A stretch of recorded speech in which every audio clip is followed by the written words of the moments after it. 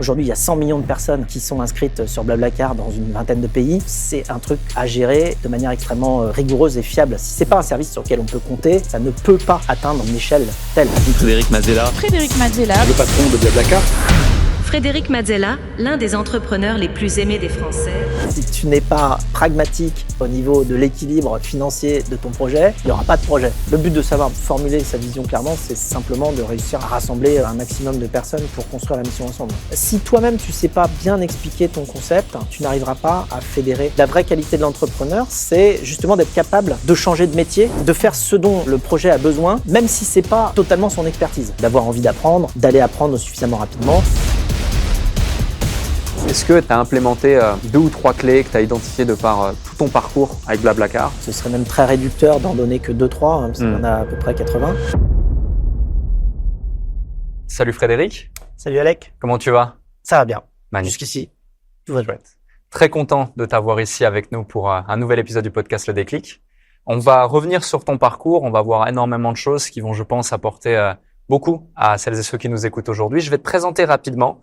Il y a beaucoup de choses à dire à l'égard de ton parcours et on va le découvrir aussi au travers de cet épisode. Mais pour faire simple, tu es président fondateur du colosse Blablacar, leader mondial du covoiturage. Avec plus de 800 employés, 100 millions d'utilisateurs dans 21 pays, Blablacar fait partie du club très select des licornes Made in France. L'entreprise est aujourd'hui valorisée à plus de 1,5 milliard de dollars. Tu aurais pu en rester là, mais c'était sans compter sur ta curiosité, ton envie d'entreprendre et ton esprit créatif littéralement inépuisable. Voilà un peu plus d'1 an que tu t'es donc lancé dans une nouvelle aventure qui est Captain Cause, une plateforme de donation qui fait le lien entre les entreprises donatrices et les causes à impact et les défis actuels auxquels on fait face. Une nouvelle fois, ça marche parce qu'en 2023, Captain Cause a déjà fléché 1,4 million d'euros de dons à des associations. On va le voir, il y a également d'autres éléments qu'on va pouvoir évoquer, notamment avec ton émission, le livre, plein de choses que tu as pu faire, que tu fais au quotidien. Mais avant ça, j'ai envie de revenir sur ton histoire. Pour commencer, tu as grandi à Sérigné, un petit village de Vendée. Ah, il était bien renseigné. Très bien renseigné. Ton père était prof de maths, ta mère prof de français. Avoir 2 parents professeurs, ça laisse des traces. Qu'est-ce qu'ils t'ont transmis? La rigueur et le fait que le travail paye, entre guillemets, c'est-à-dire que quand il y a des problèmes, si tu travailles bien, si tu es sérieux, tu en viens à bout. Donc c'est un peu cette valeur de progression par le travail. Toujours dans cette dynamique de progression, je sais que l'esprit de compétition t'a toujours motivé. On me racontait une anecdote où ton papa comprenait pas pourquoi tu lui demandais pourquoi le 2e et le 3e étaient sur le podium, que ça servait uniquement. Ah oui, non, c'est surtout pourquoi ils étaient contents. Ouais, pourquoi ils étaient contents. C'est ça, parce que je me souviens, c'était une compétition, on regardait les Jeux Olympiques justement, et j'avais vu sur le podium le 2e qui était là à mettre les bras au ciel comme s'il avait gagné. Je lui ai dit à mon père, mais il a compris qu'il est 2e. Oui. Et cet esprit de compétition, tu l'as toujours eu, cette volonté de viser la première place, c'est dans ton ADN? Ah, j'aime bien, mais en fait, je pense que c'est aussi vis-à-vis de moi. Alors, c'est vrai que se comparer, c'est important pour progresser, mais après aussi, je pense que ça, c'est la musique qui me l'a appris, parce que j'ai fait énormément de musique, de piano et de violon. La musique, et quand on s'enregistre notamment, on se rend compte de toutes les imperfections, et en fait, mon adversaire le plus, instructif et important, c'est moi-même. J'ai envie de faire mieux que ce que j'ai fait la fois d'avant. C'est plus une recherche d'excellence qu'un rapport de compétition véritablement. C'est juste que quand si j'essaye de faire quelque chose le mieux possible et que d'autres font mieux que moi, manifestement, je suis pas au top de ce qui peut se faire. C'est une preuve pour moi que je peux et dois faire mieux. D'accord. Voilà, c'est plus ça. Je vais chercher à m'améliorer aussi vis-à-vis de moi, parce qu'après, même en étant, par exemple, sur je sais pas quelle discipline, mais même en étant premier ou en ayant et notamment en musique, on ne devient jamais vraiment premier, de toute manière. Il y a pas de première place, mais on peut mieux faire, et on peut transmettre des meilleures émotions, et on peut faire quelque chose de plus vibrant. Eh bien, cette recherche-là fait que oui, non. dans un domaine compétitif, on va effectivement voir que tant qu'on n'est pas premier, on peut pas dire qu'on a fait le mieux qui soit. Complètement. Tu parles notamment de la musique. Tu étais passionné de piano. Tu as d'abord jonglé entre lycée en horaire aménagé et Conservatoire national de Paris. Qu'est-ce que t'as apporté cet instrument? Qu'est-ce qui t'a appris? Qu'est-ce que ça t'a inculqué? Alors, il y aurait beaucoup de choses à dire. J'ai fait principalement 2 instruments, le piano et le violon. Ouais. En fait, ils sont assez complémentaires. Le violon, alors c'est une rigueur, notamment par rapport à la justesse, par rapport à la qualité du son, pour produire quelque chose de propre et d'entendable. Parce que en fait, le problème, c'est que les premières années, quand on joue du violon, c'est juste pas tellement entendable. Enfin, c'est pas très beau. Donc, pour arriver à quelque chose qui commence à sonner, il se passe plusieurs années et puis des heures et des heures d'entraînement, de précision, de motricité extrêmement fine, qui relie un peu tous les réflexes et différents sens, puisque là, on parle du retour à l'oreille et aux émotions. Donc, le violon m'a appris à contrôler extrêmement bien la production d'un son et la justesse, évidemment, parce que sur un violon, il n'y a pas de barrette comme sur une guitare. Hein, donc la note, si elle est fausse, c'est parce qu'on a mis le doigt à côté. Hein. Donc ça, on apprend ça. Et le piano m'a appris d'autres choses qui vont être plus de l'ordre de l'harmonie, de presque du multitasking, hein, parce que quand on joue du piano des 2 mains et qu'on fait 5 ou 10 notes par main, par seconde, il faut développer une forme d'indépendance complète et puis de compréhension harmonique aussi, parce qu'on joue beaucoup de notes en même temps. Le violon va apporter plus le côté mélodique, le piano va apporter plus le côté harmonique, et puis synchronisation de tout le corps en fonction de ce qu'on a envie de faire. Et puis évidemment, les deux et toute la musique apportent un sens de la rigueur et de la technique au service des émotions. Et ça, j'aime bien parce que le but de la musique, c'est pas du tout la technique n'est qu'un moyen. Par contre, si la technique n'est pas bonne, la musique est nulle. Ouais. Donc, on se rend compte que la technique est nécessaire, mais absolument pas suffisante pour produire des émotions. Et en revanche, quand on atteint la couche émotionnelle au-delà de la technique, c'est un bonheur absolu. Parce que là, du coup, on maîtrise tous les détails techniques et on peut rentrer dans la zone vraiment artistique. Complètement. Donc ça t'a inculqué notamment des notions de rigueur et de recherche de l'excellence que tu as peut-être après appliqué dans le reste de ton parcours? Oui, je pense que ça me correspond bien d'aller rechercher l'excellence technique pour un but qui est autre. Voilà, ça apprend aussi la créativité, la musique, surtout quand on fait un petit peu de composition ou d'improvisation. On se rend compte que tout est possible, donc qu'on peut aller le chercher. Et c'est là où on savoure le fait d'avoir passé autant d'heures à apprendre la technique pour ensuite pouvoir disposer d'une liberté additionnelle qui consiste à aller explorer le monde musical. Et puis alors, voilà, après, si on rentre plus sur le sujet de la musique elle-même, c'est quand même quelque chose qui nous relie, c'est quelque chose qui nous relie à l'infini, quelque part, à l'univers, je sais pas, enfin au tout. Enfin, c'est quelque chose qui nous fait vibrer la colonne vertébrale. Une belle musique, c'est universel. Tout à fait. Ça active des sens en nous qui sont nouveaux. Alors évidemment, il n'y a pas besoin de savoir faire d'un instrument pour apprécier la musique. N'empêche que faire un instrument, ça permet d'apprécier la musique également différemment et de consacrer beaucoup de temps à la musique. Complètement. Et donc ensuite, tu vas continuer ton cursus, ton parcours d'étudiant, etc. Et là, à l'âge de 21 ans, tu es à Stanford et tu as un de tes premiers déclics parce que lorsque tu es là-bas, tu es un peu considéré comme un ovni par rapport aux autres étudiants. Qu'est-ce qui s'est passé à ce moment-là lorsque tu étais là-bas En fait, j'ai fait beaucoup de maths et puis de physique. Ouais. Surtout, j'adore la physique parce que la physique, c'est ce qui relie les maths au réel, on va dire.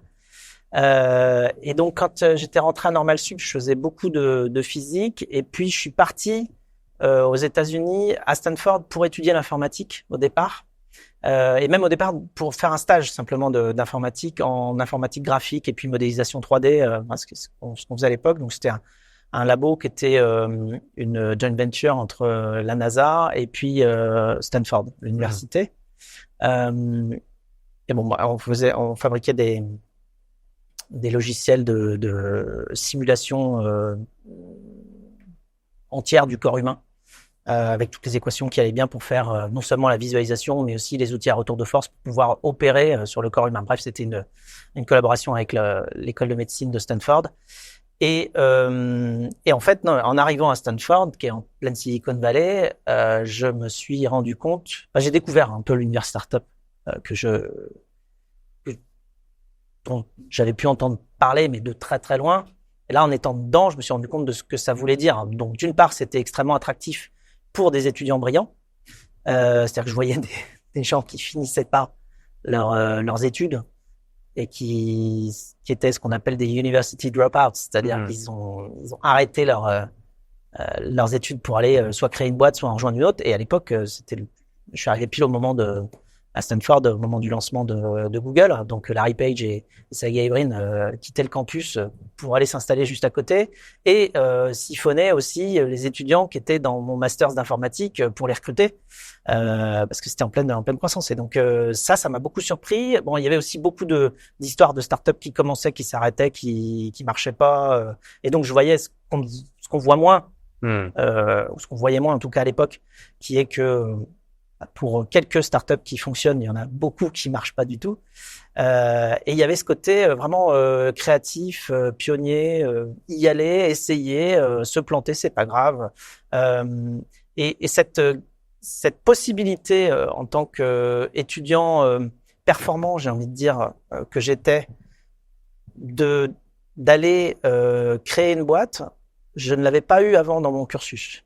C'est-à-dire que moi, j'avais compris que, je sais pas trop quel métier je voulais faire, je pense, réellement, mais que je pouvais devenir chercheur ou bien ingénieur ou bien rentrer dans une grande boîte ou bien peut-être faire autre chose, mais j'avais pas véritablement compris que entrepreneur pouvait être un futur possible.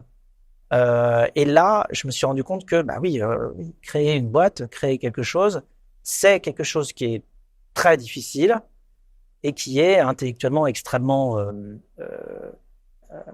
nourrissant, et que c'était une option qui pouvait faire partie de mon parcours futur, à côté des débouchés classiques que mes études me proposaient. Ça me permet de rebondir justement sur le livre que tu nous as amené ici, Mission Blablacar, les coulisses de la création d'un phénomène. Et juste avant, je lisais l'arrière, mais au fait, c'est quoi ton vrai boulot, entrepreneur? Et ça fait tilt quand tu me dis, je savais pas que c'était un vrai métier, etc. Donc c'est à ce moment-là que tu te rends compte que entreprendre, c'est possible, c'est accessible, et que tu tombes entre guillemets pas amoureux, mais presque de l'entrepreneuriat, des possibilités créatives liées à ça. Oui, et de se rendre compte que c'est effectivement un métier. Ouais. Mais d'ailleurs, si j'ai écrit ça en 4e de couve sur le livre, c'est parce que la question, je l'ai entendue plein de fois quand je montais Blablacar. J'expliquais ce que je faisais, et puis quand j'avais fini d'expliquer, la personne en face me disait « Bon, alors ok, mais c'est quoi ton vrai boulot ?» Je dis « C'est ça, en fait, je suis en train de construire une plateforme pour permettre à tout le monde de faire du covoiturage. » Et ça semblait pas être un métier pour les gens. Ils me disaient « Bon, il doit faire ça, je sais pas, le week-end pour s'amuser, et puis mais c'est quoi, tu fais quoi à côté? C'est quoi ton vrai boulot? Là, tu m'as parlé de ton hobby. » Je dis, mais non, je fais ça en fait, je fais ça 24/24, je fais que ça. Et voilà, moi-même j'avais ressenti effectivement de ne pas comprendre ce que c'était que le métier d'entrepreneur, et je l'ai aussi beaucoup vécu par des questions de ce type-là. Et avant du coup d'avoir le deuxième déclic qui va mener à l'aventure Blablacar, tu décroches ton diplôme en 2002, et là tu intègres la NASA. Alors c'était un peu avant, c'est-à-dire que je suis allé en Silicon Valley justement pour travailler pour le labo qui était la joint venture entre la NASA et la Stanford Medical School, donc l'école de médecine de Stanford. C'était un labo qui s'appelait le National Biocomputation Center. Et donc là, je travaillais pour la NASA, oui, enfin entre la Stanford et la NASA. Et qu'est-ce que tu retiens de cette expérience juste avant cette aventure folle de l'entrepreneuriat? La recherche appliquée. C'est-à-dire que j'ai eu la chance de faire de la recherche dans 3 milieux différents, en France, aux États-Unis et au Japon aussi, parce que je suis passé un petit peu un moment au Japon. Et je me suis rendu compte qu'il y a différentes qualités de chaque environnement de recherche qui sont faits différemment. Alors si je dois juste faire un focus sur la manière avec laquelle les Américains font de la recherche, ils valorisent énormément les résultats scientifiques, ils poussent énormément la recherche et ils la relient au concret, au réel, au business d'à côté. Alors, en Silicon Valley, alors Stanford, en étant en plein milieu, travaille avec et pour beaucoup de sociétés qui sont juste à côté. Toutes les grandes sociétés américaines et aussi des projets de recherche plus petits. Et donc, il y a une perméabilité très forte entre la recherche et l'industrie. Et ça, c'est extrêmement bénéfique parce que ça valorise les résultats scientifiques qui trouvent des débouchés assez rapidement avec des sociétés juste à côté qui sont très intéressées par les résultats qui peuvent être trouvés par les équipes de recherche. Et donc, ça rend la recherche très, très concrète et très rapide. Alors après, on peut parler du fait que pour avoir des résultats de recherche fondamentale, des trucs extrêmement disruptifs, il n'y a pas forcément besoin d'être relié directement au monde réel juste à côté. Oui, mais donc il y a les deux, mais il y a tout ce continuum. Et je trouve que la manière avec laquelle les universités américaines travaillent avec les sociétés, donc technologiques ou industrielles, est un gage d'application rapide de nouveaux procédés.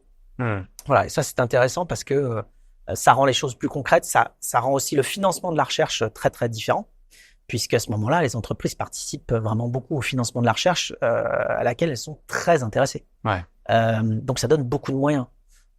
C'est-à-dire que nous, quand on travaillait dans le labo qui était donc la joint venture entre la NASA et Stanford, notre matériel, parfois on achetait des machines, mais très souvent c'était plutôt les sociétés d'à côté qui développaient leurs machines et qui voulaient qu'on les utilise pour que on puisse à la fois aller chercher plus loin et leur donner des informations pour mieux utiliser leurs outils, mais aussi pouvoir marquer sur leur site web que leur matériel était utilisé par la NASA et Stanford. Et donc en fait c'était un jeu gagnant-gagnant où on disposait des outils des toutes dernières technologies pour justement aller avec. Donc c'était de la recherche avec beaucoup de moyens. Ouais, d'autant plus que c'était il y a une vingtaine d'années, donc il y avait énormément de choses qui émergeaient. Ouais, c'était il y a même 25 ans. Et je travaillais sur des environnements à lunettes 3D, à dispositifs à retour de force, tu vois, avec du calcul de déformation des tissus mous, puisque c'était mon domaine. Donc les tissus mous, c'était les tissus du corps humain, avec 500 updates par seconde pour que justement dans le toucher ça se ressente pas, parce qu'en fait l'œil, bon c'est un peu technique, mais les images vidéo à 24 images secondes, l'œil il est complètement berné par le fait qu'il y a 24 images par seconde. Il pense que c'est continu parce qu'il y a la persistance rétinienne. Mais sur le toucher, c'est pas le cas. Si tu mets 24 mises à jour par seconde dans le toucher, tu vas sentir sur tes doigts une vibration, ça fait. Donc tu peux pas. Donc en fait, si tu veux faire de la simulation de déformation d'environnement et faire du retour de force sur les mains, il faut aller à plusieurs centaines de mises à jour par seconde. Nous, on faisait du 500 mises à jour par seconde parce que sinon, tu sens l'outil qui vibre. Donc bref, c'était déjà très très exigeant. De la modélisation d'environnement 3D avec 500 updates par seconde, c'était quand même pas très simple, mais on le faisait déjà il y a 25 ans. D'accord. À la suite de quoi, du coup, l'aventure continue. Deuxième déclic, cette fois-ci, tu es la veille de Noël 2003, gare Montparnasse. Là, il se passe quelque chose à cette gare qui va littéralement changer ta vie. Est-ce que tu peux nous en dire plus? Oui, alors techniquement, je m'étais pris un petit peu avant, c'est-à-dire que je devais rentrer en Vendée pour les fêtes de fin d'année. Et en fait, tous les trains étaient complets. J'avais bien vu que tous les trains étaient complets. Je pouvais pas réserver une place. Et donc j'ai appelé ma petite sœur qui habitait à Rouen à l'époque, et je lui ai demandé si elle pouvait passer me chercher à Paris avec sa voiture pour m'emmener en Vendée. Sinon, j'avais pas de moyen de rentrer. Et donc, après, on est descendu ensemble. Et quand on prend l'autoroute A10, pour ceux qui l'ont déjà prise, on sait que les TGV doublent les voitures. Alors, il y a des moments où les trajets sont parallèles. Et là, je vois passer un train. Je dis à ma sœur, tu vois, ce train-là, je sais qu'il n'y a pas de place dedans parce que j'ai essayé de réserver. Et puis, en même temps, je vois des centaines de voitures quasi vides qui font exactement le même trajet. Et puis, en fait, des places vides pour aller en Vendée, des places libres, il y en avait plein, mais elles n'étaient pas dans les trains, elles étaient dans les voitures. Comment ça se fait qu'on peut pas réserver des places libres dans les voitures alors qu'on peut réserver tout ce qu'il y a dans le train à côté?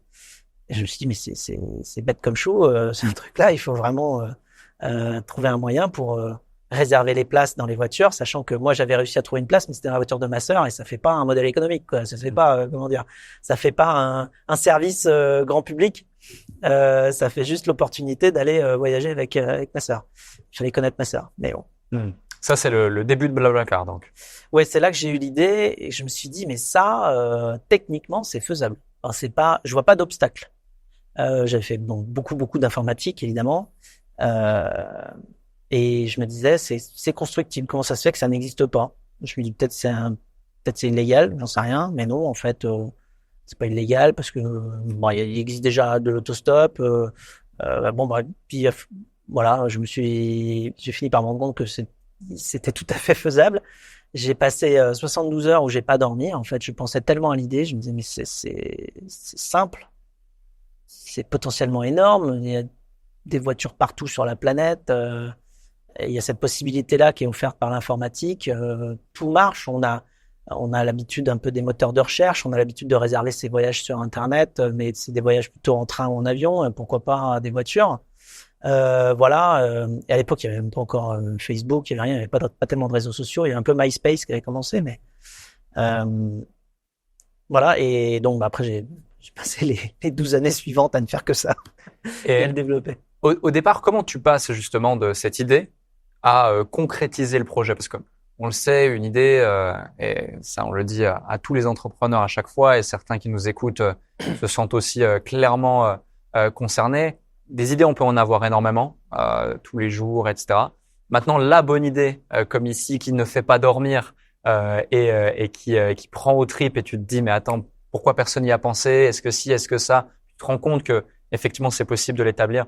C'est une autre chose. Mais après, la concrétiser, c'en est encore une autre. Comment ça se passe les premières étapes?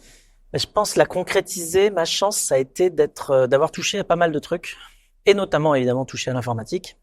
Parce que bien qu'ayant un cursus scientifique, j'ai envie de dire assez traditionnel avec des maths et de la physique, j'avais aussi fait beaucoup d'informatique en allant à Stanford. J'ai codé énormément. Après, j'ai pris, on en a pas parlé, mais j'ai pris un premier boulot dans une boîte américaine, enfin dans plusieurs, mais une boîte américaine en France qui s'appelait Kabira et qui faisait beaucoup de développement logiciel. Donc j'avais beaucoup d'informatique. J'ai fait 7 ou 8 sites internet pour des copains musiciens qui avaient besoin de sites. Alors je leur faisais leur site gratos pour aussi me faire la main sur comment développer des sites internet. Donc j'avais cette capacité à coder moi-même. Et ça m'a énormément aidé parce qu'à partir du moment où tu as l'idée, tu vas pouvoir le développer toi-même. Tu gagnes beaucoup de temps, tu gagnes accessoirement aussi beaucoup d'argent parce que s'il faut que tu payes quelqu'un, un développeur pour le faire, bah tout de suite ça va te coûter très cher.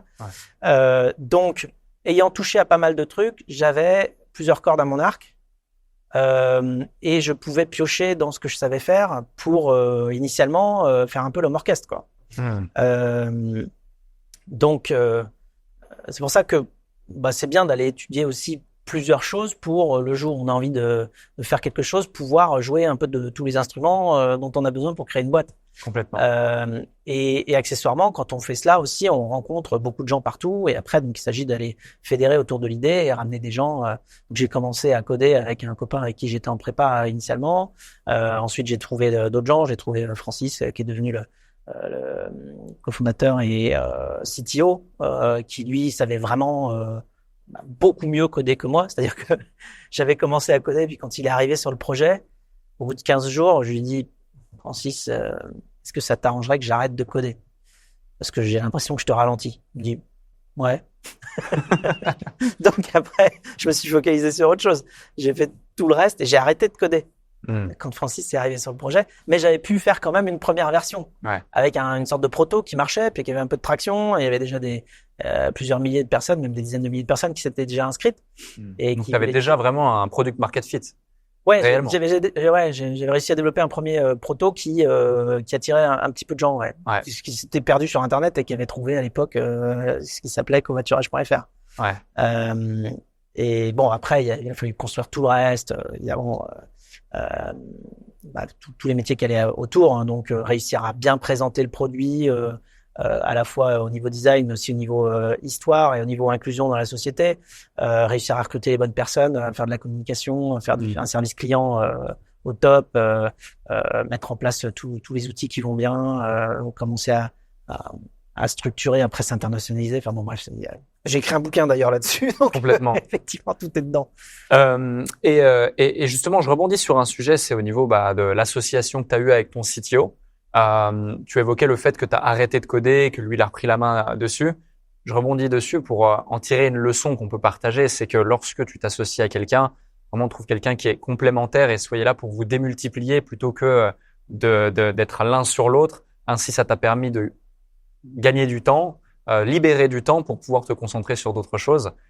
J'imagine que tu partages également ça, toi, voyant énormément d'entrepreneurs. Ouais, non seulement complémentaire, mais aussi et surtout, si on peut, quelqu'un qui est meilleur que soi sur la discipline, même si c'est une discipline qu'on faisait déjà, si on trouve quelqu'un qui est meilleur que soi sur cette discipline-là, il vaut mieux le recruter lui puis aller faire autre chose. Un entrepreneur, c'est pas forcément un expert de tous les sujets qu'il touche.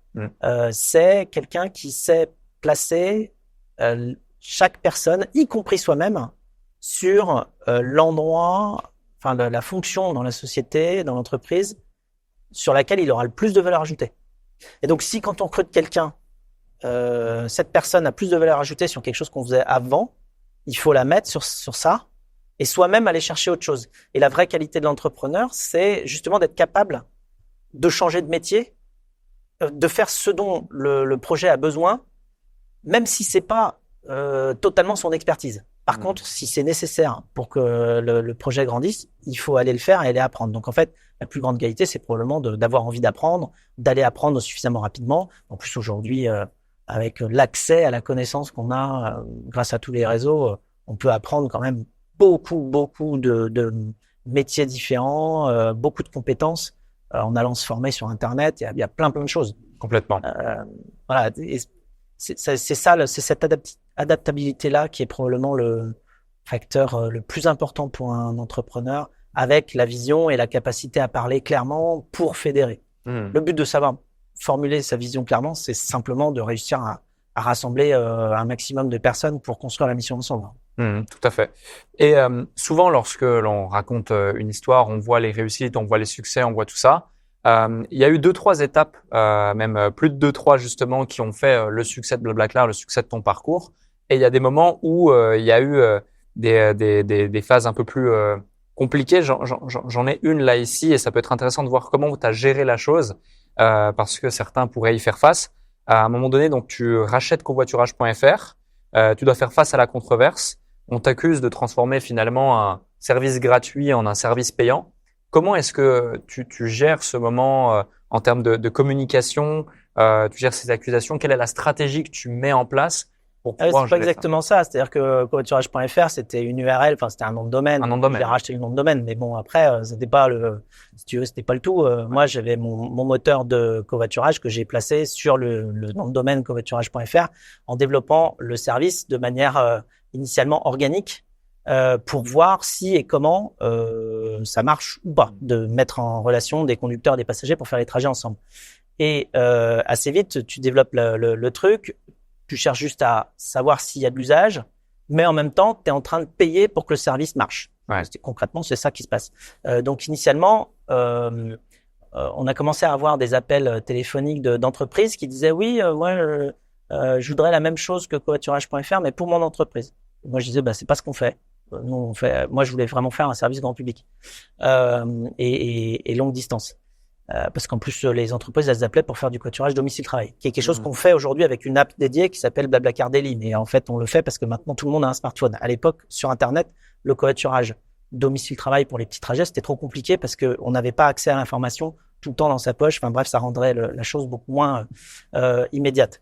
Mais donc quand même, en développant le service grand public et en n'arrivant pas à obtenir aucun argent de ce service-là qui était entièrement gratuit, mais sur lequel du coup moi je payais et puis mes associés, enfin on payait pour faire fonctionner le service. Au bout d'un moment, on a au 10e coup de fil d'une entreprise qui te demande la même chose que covoiturage.fr, mais pour elle, au lieu de dire non, c'est pas ce qu'on fait, tu dis bon d'accord, combien? Bon, donc on a commencé à vendre des plateformes de covoiturage aux entreprises quand même, mais c'était pas exactement véritablement possible à l'époque parce qu'il y avait plus de l'internet sur ordinateur que de l'internet sur téléphone mobile, donc c'était pas aussi pratique. Et puis surtout, on a eu la problématique que le service grand public marchait bien et tellement bien qu'on avait une croissance exponentielle sur le service grand public, qui lui était gratuit et qui nous coûtait donc beaucoup d'argent, qu'on finançait avec la vente de solutions à des entreprises qui, elles, marchaient peu, en fait, pour les raisons que j'ai évoquées. Et donc, on avait des revenus qui étaient linéaires en croissance en vendant des plateformes de covoiturage aux entreprises et des coûts qui étaient exponentiels avec la croissance du service. Alors, ça, pour ceux qui ont fait un petit peu de maths, il y a un moment, les courbes se croisent et ça marche pas du tout. C'est-à-dire des revenus linéaires avec des coûts exponentiels, ça finit mal. Okay, ouais. Ça finit très, très mal. Et donc, il fallait absolument qu'on trouve une manière de poursuivre l'activité sur le site grand public pour de la financer et de trouver un moyen de coller les revenus aux coûts parce que les coûts augmentaient de manière gigantesque. Donc il fallait trouver un modèle économique sur le service grand public, sous peine de quoi on était juste mort. Enfin tout était mort. Il n'y avait plus rien qui pouvait marcher. Donc on a développé plusieurs modèles pour essayer, un modèle par abonnement, un modèle par mise en relation téléphonique qui faisait que pour joindre l'autre personne, tu passais par un service téléphonique qui était facturé, qui permettait que nous on récupère un peu de sous en fonction du trafic. Et puis finalement un modèle transactionnel. Et on a essayé 6 modèles économiques pour essayer de faire marcher faire équilibrer les coûts de ce truc-là, qui grandissait énormément avec beaucoup de volume.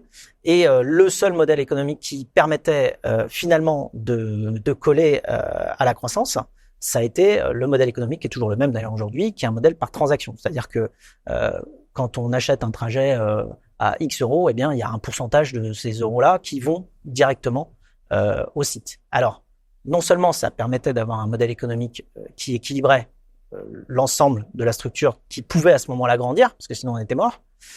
Mais en plus, le fait d'amener une réservation en ligne à l'avance a permis d'annuler beaucoup d'annulations justement, de supprimer beaucoup d'annulations, parce que ce qu'on avait, c'est avec la communauté qui grandissait, on avait de plus en plus de gens qui en fait tenaient pas forcément leurs engagements.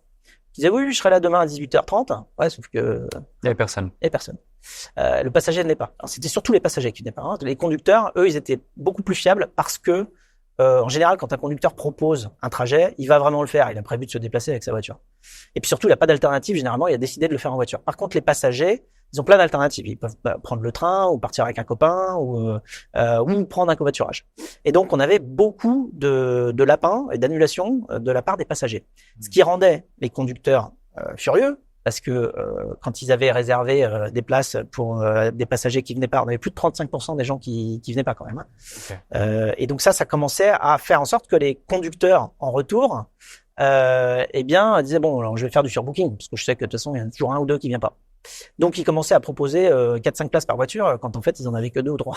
Le problème c'est qu'après quand effectivement tout le monde venait ou presque tout le monde et que tu avais un passager qui se retrouvait sur le trottoir.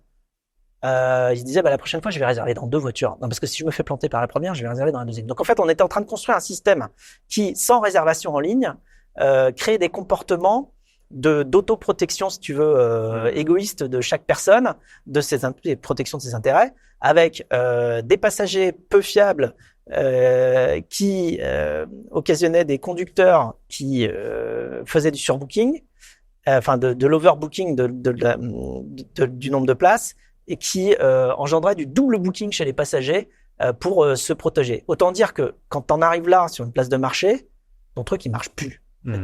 Parce qu'il n'y a plus personne qui arrive à faire confiance à personne. Et à partir du moment où on a mis en place le service de réservation en ligne, on a baissé les annulations de 35% à moins de 2%. Wow. Bah oui, parce qu'un passager qui paye, c'est un passager qui vient. Clairement. C'est aussi bête que ça. Ouais. Et donc, on a fiabilisé énormément le service grâce à ce modèle économique qui amenait 2 choses en même temps. D'une part, la possibilité de croître et d'autre part, la fiabilisation de ce moyen de mise en relation pour faire des trajets ensemble. Et donc après, quand on a lancé ça, effectivement, tu as des gens qui disaient oui, alors c'était gratuit, puis maintenant c'est payant. Et en fait, quand on regardait bien, c'est là où c'est toujours marrant, Internet pour ça, quand on regardait bien les gens qui se plaignaient, et ceux qui étaient les plus vocales sur le sujet, à dire non, avant c'était gratuit, maintenant c'est payant, en fait, c'était ceux qui posaient des lapins. C'est-à-dire que quand on arrivait à tracer, tiens, lui sur le réseau social, là, il est hyper vocal pour dire que c'est pas bien, ça devrait être gratuit. Oui, ça arrangeait pas trop de devoir s'engager vis-à-vis des conducteurs, parce qu'après on les retrouvait, les gars, ils avaient 14 avis négatifs de conducteurs parce qu'ils étaient pas venus. Et en fait, tu dis bon, alors voilà, donc on est dans la bonne direction en fait. On est dans la direction de la fiabilisation du service, parce qu'on n'est plus un truc qui marche à, je sais pas, 500, 1000, 10 000 ou 50 000 personnes. On est un truc qui commence à marcher à 500 000 personnes, 1 million, 10 millions. Et là, il faut des règles. Ouais. Aujourd'hui, il y a 100 millions de personnes qui sont inscrites sur Blablacar dans une vingtaine de pays. Bon, c'est un truc à gérer de manière extrêmement rigoureuse et fiable. Si c'est pas un service sur lequel on peut compter, ça ne peut pas atteindre une échelle telle. Ça restera toujours un tout petit truc de bricoleur. Ça, c'est pas possible. Tu mets ici en lumière encore un concept qui est extrêmement important dans n'importe quelle entreprise. Plutôt que d'écouter une minorité qui fait beaucoup de bruit, eh bien plutôt allons regarder les vrais signaux de la majorité silencieuse qui est satisfaite par le service et qui l'utilise réellement tel qu'il devrait être utilisé, comme ça a été le cas ici dans cet exemple. Oui, et après ça pose la question de l'anonymisation aussi des commentaires qui sont faits, parce que tu vois, d'un côté tu as des gens qui font beaucoup de bruit sur les réseaux sociaux, mais après quand nous on arrivait à relier, à se dire mais en fait c'est lui, tiens, mais regarde, il fait que des annulations. Tu dis, ah bon, d'accord. Bon, bah alors je vais peut-être pas trop tenir compte de ce qu'il raconte, quoi. Complètement. À la suite de quoi, donc, l'aventure continue, même si c'est à ce moment-là encore le début de l'histoire, courvoiturage.fr, Blablacar. Mais tu sais que rien n'est gagné, tu te reposes pas sur tes lauriers, alors tu vas retourner sur les bancs de l'école pour te former au business, en l'occurrence. Vers quelle formation est-ce que tu te tournes? Comment tu fais pour financer aussi ces études? Et qu'est-ce que ça t'apprend? On te voit ici justement retourner là-bas. Justement, je cherchais à comprendre comment on crée quelque chose qui marche et qui scale, qui passe à l'échelle. Et donc ça, c'est comment créer une organisation qui peut s'appeler une boîte, qui pourrait être associatif, qui pourrait être autre chose. Mais en fait, comment on construit toutes les briques d'un truc qui marche. Et alors ça a changé aujourd'hui, hein, mais à l'époque, il y avait pas d'incubateur de start-up. Il n'y avait pas tellement d'endroits où tu pouvais apprendre, même, je n'ai pas tellement souvenir d'endroits où tu pouvais aller rencontrer facilement des entrepreneurs, où on t'explique comment ça fonctionnait. À part, justement, il y avait le MBA de l'INSEAD qui affichait très clairement une volonté d'inculquer des valeurs entrepreneuriales avec beaucoup de cours sur l'entrepreneuriat, avec des études de cas, puisque c'est le principe même des MBA, hein, généralement, c'est de prendre des cas de société, d'expliquer comment ça s'est fait, comment ils font telle ou telle chose. Alors, ça marche pour tous les domaines, hein, du marketing à la communication, passant par la finance, les ressources humaines et tout ce qui peut toucher à une entreprise. Mais sur le côté entrepreneurial aussi, ils avaient plein de cours sur la bonne manière de faire un modèle économique, un business plan, sur la bonne manière de créer une première petite équipe pour construire un projet,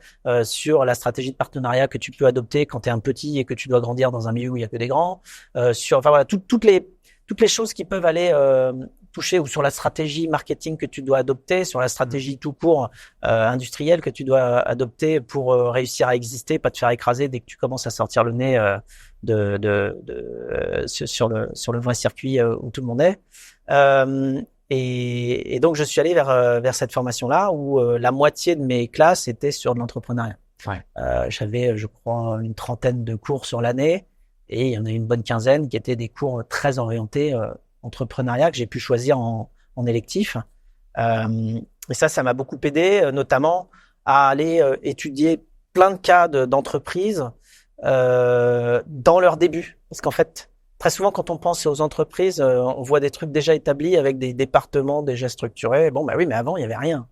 Et donc, comment on passe, c'est un peu tout le sujet d'ailleurs de ce podcast, mais comment on passe de quelque chose qui n'existe pas à un petit truc qui commence à fonctionner à un gros truc qui marche bien. Tout ça, c'est trouver cette connaissance-là, c'était pas facile.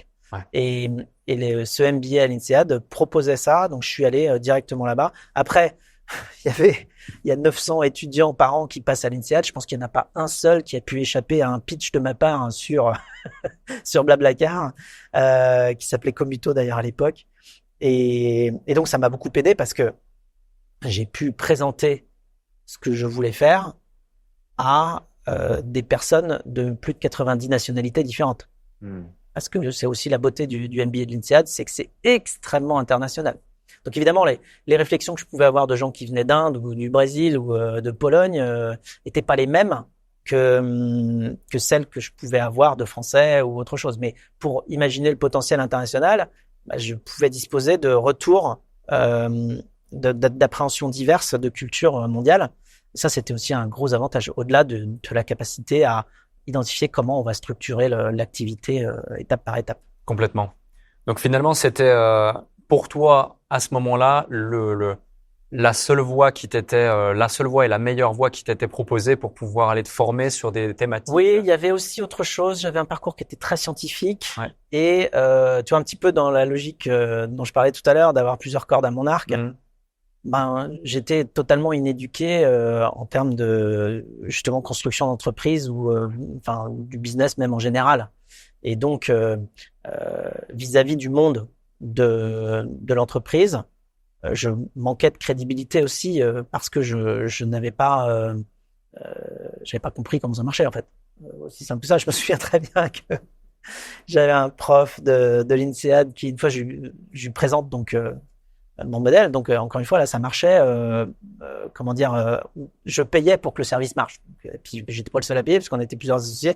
Mais donc on perdait de l'argent évidemment. Et le prof me dit Fred, you need a business model or you will die. Il m'arrête dans mon truc. Non, arrête. En fait, si tu n'es pas pragmatique au niveau de l'équilibre financier de ton projet, il y aura pas de projet. Donc, et là, je me suis dit que ça avait l'air assez grave pour que je m'intéresse à la question du modèle économique. Sinon, c'était la mort. Et tu l'évoquais tout à l'heure. Aujourd'hui, l'accès à l'information, il est beaucoup plus facile. On peut sur Internet trouver énormément de ressources. On peut avec ChatGPT aussi. Il y a des incubateurs.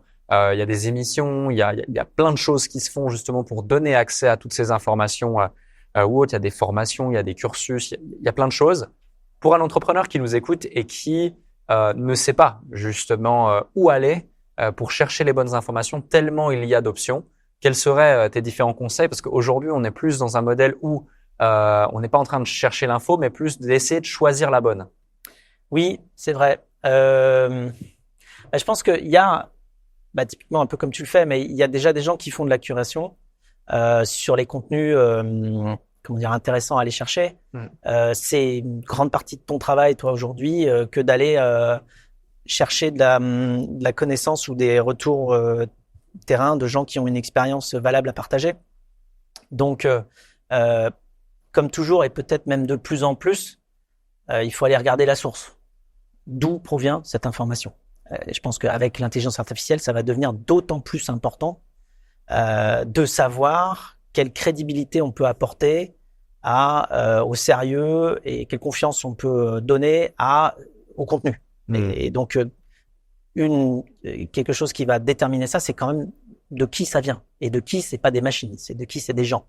Il y a des gens qui sont plus ou moins fiables et qui diffusent des informations plus ou moins fiables. Donc, il faut se soucier de la source. C'est une manière d'aller trouver du bon contenu.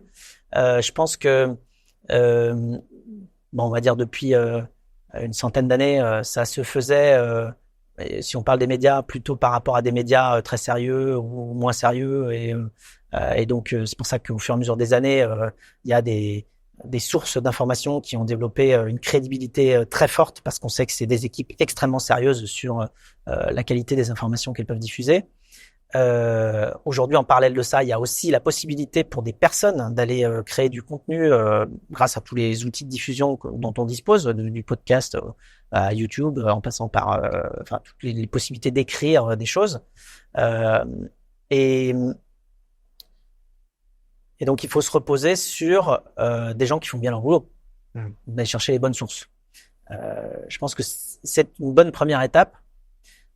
Ensuite, il faut essayer et puis garder sa lucidité. De toute façon, plus ça va aller et plus les contenus, notamment produits par l'intelligence artificielle, vont irriguer l'ensemble des informations auxquelles on a accès, plus il va falloir que chacun individuellement, on développe notre prise de recul et notre sens critique pour, à chaque fois qu'on reçoit une information ou une connaissance, qu'on applique notre bon sens et notre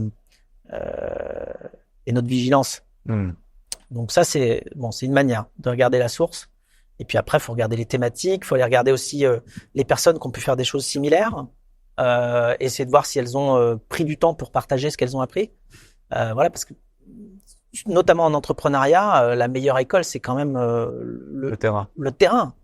Donc c'est typiquement une matière sur laquelle ça ne viendrait pas à l'idée d'aller écouter quelqu'un sur l'entrepreneuriat qui n'a quand même pas vécu ça de manière très très très très proche. Alors après, ça peut être quelqu'un qui a développé la connaissance au contact de plein de gens qui ont entrepris et qui donc est allé chercher ou théoriser certaines choses. C'est très intéressant aussi. Mais il faut quand même que l'expérience terrain soit pas loin. Complètement. Ça, c'est important. Tout à fait. Justement, on a évoqué différentes phases de Blablacar. On va y revenir avant le 3e déclic. Mais parfois, lorsque l'on entreprend, et c'est naturel, il y a des moments difficiles. Il y a eu des moments difficiles également au sein de toute ton épopée entrepreneuriale. Est-ce qu'il y a des moments où tu as été découragé au point de vouloir arrêter? Est-ce qu'il y a une anecdote en particulier à laquelle tu penses lorsque je te dis ça et que tu aimerais nous partager? Alors, vraiment arrêter, non. Je suis jamais arrivé là. En revanche, être dans des situations où je me disais, mais surtout quand tu en parlais tout à l'heure, quand il y a des gens qui s'insurgent sur quelque chose qu'ils n'ont pas compris ou qu'eux-mêmes essayent de tricher et qu'en fait ils sont pas contents. Parce que toi, tu as compris et que tu dis, ben non, en fait, on va juste arrêter de tricher parce que sinon ça ne va pas pouvoir grandir. Tu développes une forme de frustration. Tu dis, mais comment je peux expliquer simplement, faire passer le message que on a bien regardé les 81 options possibles pour se développer et la seule qui marche, c'est celle-là. Et que quelqu'un qui n'a pas étudié le sujet va regarder de loin et dire, bah non, c'est pas comme ça qu'il faut faire, c'est comme ça. Non. Faites-nous confiance. On a regardé toutes les options. La seule qui permet d'aller à l'étape suivante, c'est celle-là. Donc ça, c'est assez décourageant quand tu vois des gens qui vont se positionner en experts de quelque chose qu'ils n'ont pas étudié. Tu te dis, comment je peux lui faire comprendre qu'il se trompe parce que en fait, il n'a pas fait l'effort d'aller comprendre véritablement et il émet juste une opinion qui est basée sur pas de fait, en fait. Et ça, c'est extrêmement frustrant, mais c'est frustrant partout dans la vie de tous les jours aussi, parce que ça existe tout le temps. Des gens qui parlent sur des sujets qu'ils connaissent pas et qui racontent n'importe quoi sur des trucs qu'ils n'ont pas compris.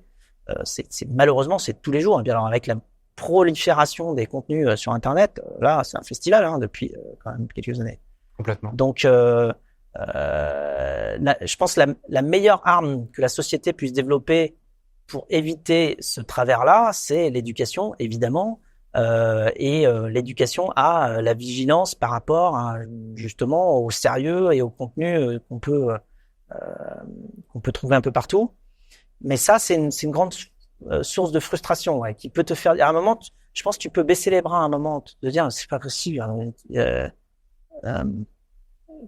Comment réussir à faire comprendre à un maximum de personnes des choses qui nécessitent beaucoup d'absorption de contenu avant de prendre la bonne décision, quand en fait on est face à des gens qui cherchent pas forcément, qui n'ont pas le courage d'aller apprendre ou creuser le sujet.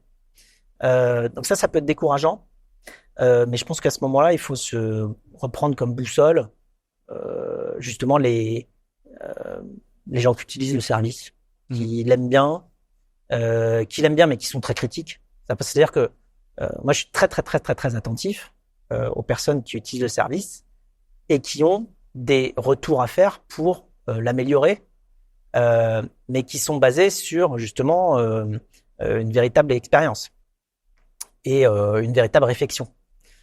Pas sur il faudrait faire comme ci, comme ça, mais en étant trop distant.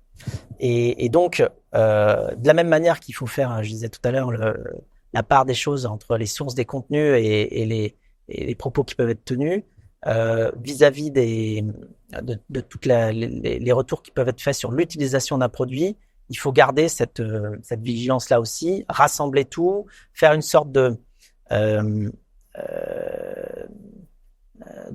sagesse des foules, j'ai envie de dire, C'est-à-dire faire statistiquement, voilà, bon là, sur 1000 retours là, on en a quand même, voilà, je sais pas, 222 qui ont parlé de la même problématique là. C'est que vraiment ça, il faut qu'on le règle. Il faut vraiment qu'on travaille dessus.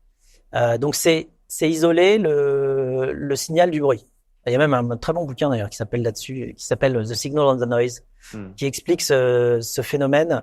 Ou alors il y en a un autre qui s'appelle Fooled by Randomness, donc comment dire, piégé par le hasard. Et l'autre c'est donc The Signal and the Noise, c'est le bruit et le signal, qui explique que quand tu veux construire qui va marcher, il faut t'appuyer sur le signal et pas sur le bruit. Le problème, c'est que quand tu permets une profusion de contenu de sources par million, tu favorises le bruit. Et extraire le signal, c'est-à-dire la vraie tendance de fond derrière tout ça, ça devient beaucoup plus compliqué parce qu'il y a moins de réflexion avant que tous les contenus sortent. Ouais. Et donc, puis en plus, il y a des moyens d'amplifier des contenus qui valent pas forcément le coup parfois maintenant, parce qu'il y a juste, si tu payes, le contenu il est amplifié. Ça vient parfois amplifier du bruit. Et ça veut pas forcément dire que c'est une vraie tendance ou une vraie pensée collective. Donc voilà, c'est toute cette sagesse par rapport à la multiplicité des contenus auxquels on a accès qu'il faut développer. Ah, c'est un peu compliqué. C'est un peu comme essayer de jouer à Où est Charlie, mais sans savoir qui est Charlie. Ouais. Finalement. Mais tu finis toujours par le trouver. Ouais. Quand même. Si tu cherches bien, tu finis par trouver Charlie. Complètement. Troisième déclic, du coup, ça part de ta première levée de fonds en 2009, où vous allez lever 600 000 euros, puis ensuite en 2012, 10 millions, pour pouvoir développer différents pays, etc. On pourrait les citer, la Belgique, l'Allemagne, le Luxembourg, le Pays-Bas, la Pologne, l'Italie, le Portugal. Bref, la machine est lancée, et, vous allez après acquérir des millions d'utilisateurs. Ma question, c'est finalement, comment est-ce que tu parviens à réussir à convaincre les investisseurs que tu vas passer de 10 000 utilisateurs à potentiellement des millions par la suite? Oui, alors ce qui est marrant, c'est que dans les levées de fonds, alors bon, déjà premièrement, une levée de fonds, ça prend toujours plus de temps que ce que tu crois. Donc quoi que ce soit que tu aies prévu comme temps pour lever des sous, fais x2 et ce sera au mieux ça. Mais surtout au début, c'est plus difficile d'argumenter de manière persuasive face à des investisseurs que par la suite. Pourquoi ? Parce qu'au début, t'as pas beaucoup de chiffres. Donc, t'as pas beaucoup de preuves à ce que tu dis, dans le sens où il y a tous les signaux que toi, t'as pu observer qui forgent ta conviction. Mais c'est vrai que quand ta conviction est appuyée par des données statistiquement fiables, c'est beaucoup plus facile. Tu montres la courbe, elle est comme ça. Bon, elle a de bonnes chances de faire comme ça. À moins que tu aies une pandémie. Bon, ça arrive aussi. Mais quand t'as pas beaucoup de chiffres, c'est pour ça que lever des sous au début, c'est dur. Quand t'as pas beaucoup de chiffres, c'est dur de lever des sous. Donc, par contre, ça t'apprend à structurer petit à petit la compréhension des métriques importantes par rapport à ton activité. Et quand tu arrives sur des levées de fonds ultérieures, tu sais très très bien présenter ton activité pour que quelqu'un de très articulé sur les chiffres et sur la projection de ce que ça peut donner, soit également convaincu très rapidement en regardant les chiffres que tu lui montres. Parce que ça a un côté indéniable, les chiffres. Quand tu as 10 utilisateurs, c'est pas pareil que quand on a 10 millions, quoi. Complètement. Ouais, je sais pas si ça répond entièrement à la question. Ça répond à la question et ça me permet de rebondir sur ce sujet, c'est que pour être convaincant, faut être convaincu. Pour rassurer, être rassuré, c'est rassurant également. Mais également, où est la limite pour celles et ceux qui peut-être nous écoutent et qui voudraient pitcher, lever des fonds, convaincre des personnes même de les rejoindre, soit des partenaires, des associés et autres, pour pas tomber dans le fake it until you make it ou le bluff et réussir à rester terre à terre, parce que finalement, il y a certes l'histoire de la première levée, mais après, si tu fais par exemple une série A, pour citer cet exemple, c'est aussi pour préparer avec les chiffres que tu vas atteindre grâce à cette série A, la série B. Mais si du coup les éléments de la A n'ont pas été atteints ou en tout cas ont été basés sur uniquement de l'esbrouf, ça va être compliqué d'aller chercher la B, la C et pouvoir aller chercher l'objectif global. Et il y a trop peu d'entrepreneurs aujourd'hui qui peut-être sont éduqués sur ces sujets ou ont conscience de ces éléments. Et J'ai envie de dire depuis un an ou deux.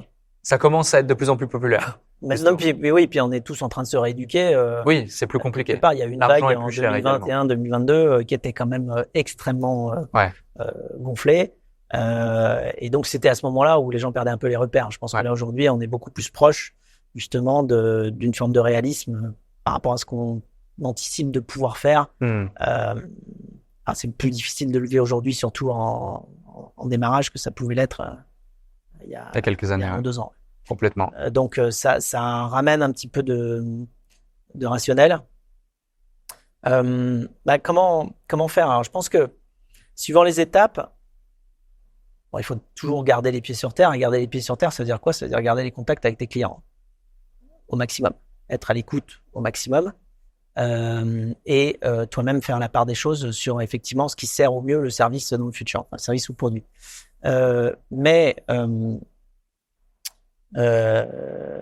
Après, tu dois gérer ta trésorerie en te disant, si je n'arrive pas à lever au prochain tour, ça passe quand même. C'est-à-dire, je suis pas mort. La manière de faire grandir ton activité, je sais que nous, à chaque fois, on s'est arrangé on en a fait une dizaine d'élevées de fonds. Et à chaque fois qu'on a fait des levées de fonds, on était à un stade où, si la levée de fonds ne marche pas, on peut quand même tenir. C'est-à-dire que on est rationnel dans nos dépenses et dans nos revenus. Et si on doit ralentir parce que vraiment on n'arrive pas à lever des sous, on peut. On va juste moins investir sur le futur, on va moins se développer, on va moins imaginer d'expansion. Et donc quand tu es dans une position comme cela, tu vis chaque levée comme si c'était la dernière presque. Tu vois ? Et donc quand tu lèves des sous, tu dis avec ça, je peux aller jusque là. Et puis après, si je dois lever plus pour aller plus loin, faudra que je me remette sur une sorte de plateau, ou en tout cas en position d'être capable de freiner, ralentir, et ne pas compter sur de l'argent que je n'ai pas. Donc ça, c'est une première chose, et je pense qu'on a réussi à bien le faire parce que ça te met dans une situation déjà beaucoup plus sereine dans tes négociations avec les investisseurs, parce que ton alternative à ne pas trouver d'accord avec un investisseur, c'est de ne pas faire la levée de fonds. Mais c'est OK. Ça marche quand même. Par contre, la levée de fonds va t'amener plus de potentiel, va t'emmener plus loin. Donc, si tu l'as fait, c'est tant mieux. Mais je pense que là où tu te retrouves dans un danger en tant qu'entrepreneur, si tu lèves trop ou trop vite, c'est quand tu comptes sur une levée pour la suite de ton histoire. Ouais. Voilà, si ça arrive pas, ça veut dire que tu as compté dessus. Donc, tu as fait comme si tu l'avais, mais tu l'avais pas. Tu risques de pas réussir tout court à développer ton projet. Donc voilà, il faut garder cette rationalité-là. Bon, alors après, tu peux regarder d'autres ratios. Par exemple, savoir que tu peux aller te développer en croissance et en dépensant l'argent de ta levée d'avant. Par exemple, avec un ratio où tu te dis, bon, je suis OK de dépenser 2 fois plus que ce que je rentre pour accélérer et pour utiliser l'argent de la levée, parce que je vais pas le laisser sur le compte en banque, ça servira à rien, puisque le but, c'est de développer l'activité. Mais un ratio 2, c'est peut-être bien, c'est-à-dire dans ces croissances-là. Parce que ça veut dire que si tu dois ralentir, tu as quand même des revenus, mais quand tu rentres 50, tu dépenses 100. Enfin, s'il faut ne dépenser plus que 50, tu sauras le faire, tu trouveras une manière de le faire. Par contre, si tu rentres 50 et que tu dépenses 500, le moment où il va falloir ralentir, ça va être très très compliqué. Là, tu risques tu vas mettre en danger complètement l'activité parce que tu sauras pas réduire x10 tes dépenses. Tu vois. Donc il y a cette histoire de ratio et de vitesse de croissance où tu dois toi-même jauger jusqu'à combien tu es prêt à accélérer. Il y a après différentes notions aussi sur la manière de gérer ton cash quand tu l'as levé. J'en parle pas mal dans Mission Blablacar, mais nous ce qu'on faisait, c'est que on avait l'argent de la levée, tu le mets sur un compte qui n'est pas ton compte courant. Tu le mets sur un autre compte.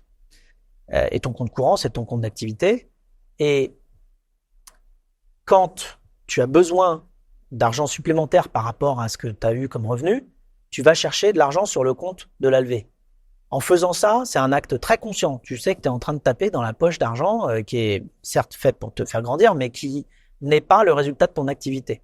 Et donc, tu dois faire un virement de 5, 10, 20, 50 000, 100 000 pour ramener de l'argent sur ton compte en banque. Tu sais que là, tu viens de dépenser 50 ou 100 000 euros de plus qui n'étaient pas ramenés par ton activité. Ça te permet de distinguer. C'est une manière simple, je veux dire. Évidemment que tu as tes tableaux de contrôle à côté pour vérifier, mais en tout cas, quand ça touche directement au compte en banque, tu vois bien ce que tu es en train de dépenser en plus. Tu prends conscience. Tu prends conscience. Alors que si tu as mis t'as levé sur le compte courant et que quand tu dépenses, tout est mélangé, tu sais plus bien. Tu peux te retrouver dans une situation où tu sais plus bien si effectivement ton activité elle tient ou elle tient pas. Complètement. Ouais. Ensuite, il y a un nouveau virage qui permet d'aborder un autre sujet qui est en 2013 où covoiturage.fr devient Blablacar. Paraît-il que 80 nuits blanches plus tard, du coup, tu prends la décision. Est-ce que vraiment tu as passé 80 nuits blanches à te poser la question? Mais surtout, ma question sous-jacente à ça, c'est un nom d'une marque, d'une brand, a-t-il autant d'importance finalement? Parce que c'est une vraie question que beaucoup d'entrepreneurs se posent. Ça peut être intéressant d'avoir ton point de vue du renaming et oui, alors les 80 nuits blanches, oui, c'est vrai, mais c'est pas 80 nuits blanches en 2013, c'est 80 nuits blanches entre le moment où j'ai monté Blablacar et le moment où j'ai trouvé un nom qui me semblait pouvoir marcher. J'en ai 250 des noms. Et puis c'est pas uniquement sur la recherche du nom, c'est aussi des nuits blanches pour comment dire travailler et réfléchir à d'autres choses aussi stratégiques. Et c'est pas uniquement sur le nom, mais c'est vrai que bon, après, on a fait des tests aussi d'utilisateurs. Avec 250 noms, on avait réduit la liste à 30. Et puis après, j'avais envoyé la liste à 30 noms différents à plein de copains. Et puis, je leur demandais 15 jours, 3 semaines ou un mois plus tard de quel nom ils se souvenaient. Donc, j'avais fait des tests de mémorisation. Et donc, pour ta deuxième question sur est-ce que c'est important un nom pour une boîte ou une marque, pour un service grand public, oui.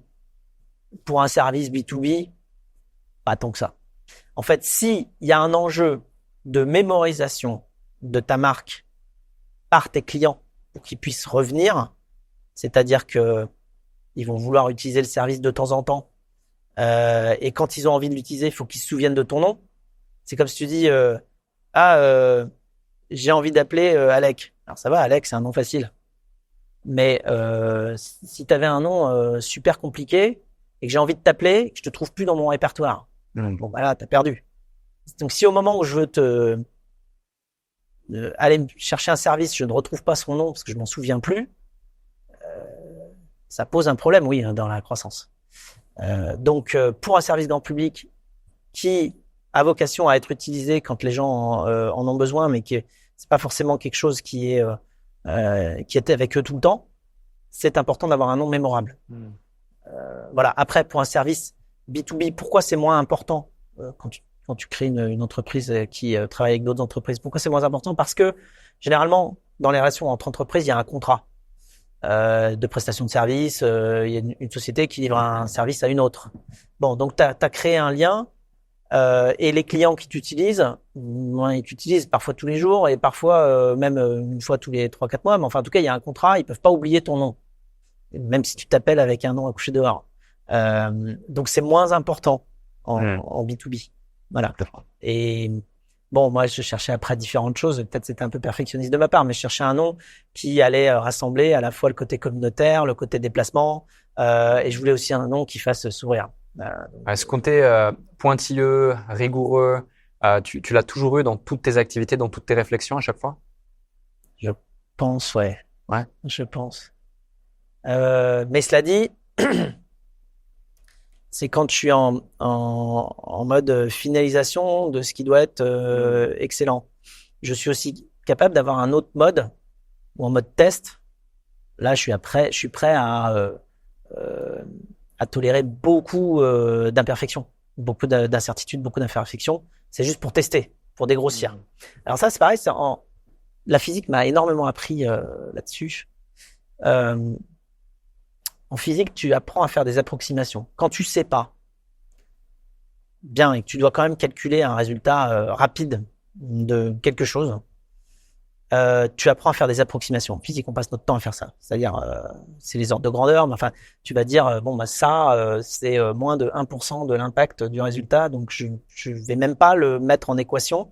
je sais que c'est pas ça qui va me donner le résultat grosse maille que je recherche. Par exemple, tu lances une balle et que tu commences à te dire, alors faut tout compter, y compris la résistance de l'air, parce que voilà, ça compte aussi dans la trajectoire de la balle. Bah, tu vas passer un temps de dingue à calculer où est-ce que la balle va tomber. Par contre, si tu dis, bon, la balle, elle va à moins de 30 km/h, donc la résistance de l'air, on va considérer qu'elle est négligeable. Si t'es à 200 km/h, c'est pas pareil. Mais bon, t'es à moins de 30 km/h. Donc, la balle, elle va tomber à peu près là où la loi d'attraction universelle, donc l'attraction terrestre, G, l'accélération de la pesanteur, va te donner la trajectoire que tu peux calculer. Et tu vas ignorer la résistance de l'air. À ce moment-là, tu vas trouver le résultat bon à, on va dire, 95 ou 98%. Et ça suffit. Donc, il y a des modes d'approximation qu'il faut vraiment adopter. Et la physique m'a beaucoup aidé à ça. C'est-à-dire que ça permet d'enlever des paramètres qui ne servent à rien. Donc, d'enlever des calculs. Donc, d'être beaucoup plus, de simplifier, en fait, les problématiques que tu rencontres en disant ça compte pas, ça compte pas, ça compte pas. Ah, ça, c'est important. Ça va vraiment influer sur le résultat final. Ensuite, bon, bah, le fait aussi d'avoir fait beaucoup de maths et de physique fait que je calcule assez vite et ça me fait aussi gagner du temps. Et je pense que quand on essaye d'imaginer quelque chose qui va marcher ou pas, avoir l'habitude de calculer vite, ça aide. Ça aide parce que tu ne t'attardes pas sur des détails ou sur des choses parfaitement maîtrisées ou connues. Ouais. Ça permet aussi de prendre rapidement des décisions, parce qu'entreprendre, c'est finalement régler des problèmes, prendre des décisions, et du coup calculer des probabilités par rapport à des hypothèses ou par rapport à des solutions potentielles. Est-ce que toi, au fil des ans, tu as établi une sorte de process de prise de décision lorsque tu avais des prises de décision stratégiques importantes ou des prises de décision peut-être moins importantes? Alors, la première chose, c'est de réussir à bien s'entourer.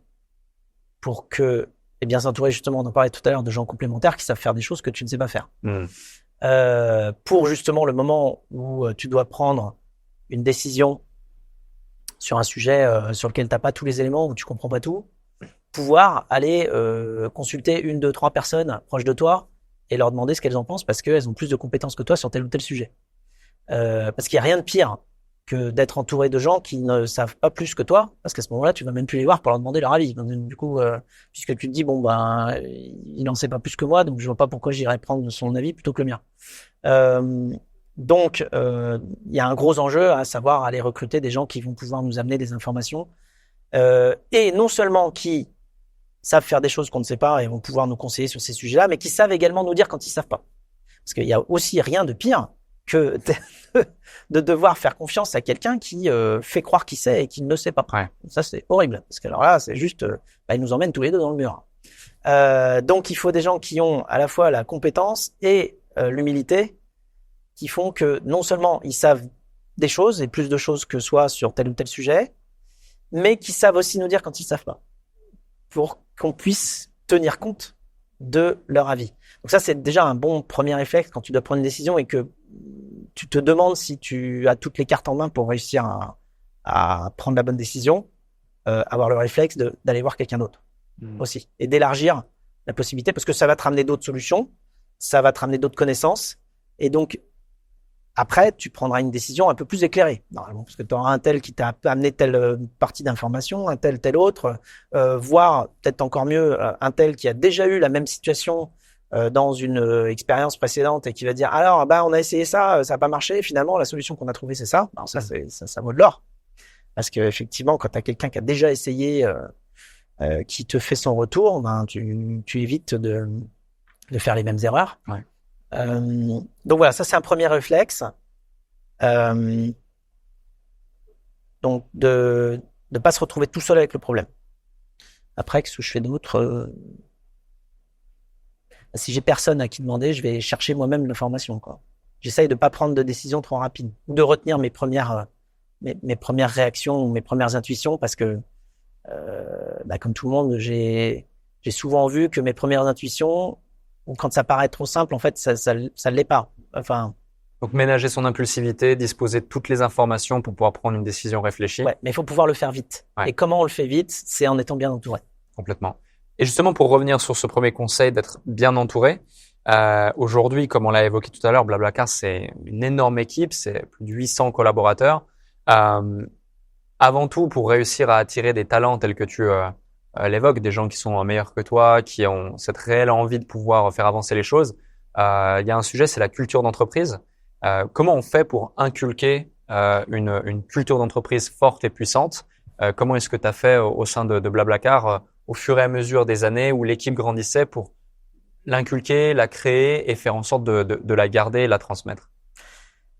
Alors justement, c'est marrant parce que dans la manière avec laquelle c'est formulé, l'inculquer ou la créer, on a l'impression que c'est top-down. En fait, c'est tout sauf ça. Enfin, c'est plus complexe que ça, je veux dire. C'est-à-dire que il faut que la culture soit possédée par tout le monde. C'est ça l'enjeu. Donc, faire participer tout le monde à la construction de la culture, c'est un gage de longévité de cette culture-là. Et justement, d'appropriation. Bah, on sait tous que quand tu as participé à une décision, tu y es beaucoup plus attaché que quand On te l'impose. on te l'impose. Et donc au niveau de la culture, la manière avec laquelle on l'a fait avec Francis et Nicolas, notamment, c'est d'aller permettre à la culture de s'exprimer et ensuite de la formaliser un petit peu. Nous, on l'a fait la première fois, on a vraiment fait cet exercice de construction de sortes de principes et de valeurs de notre manière de grandir.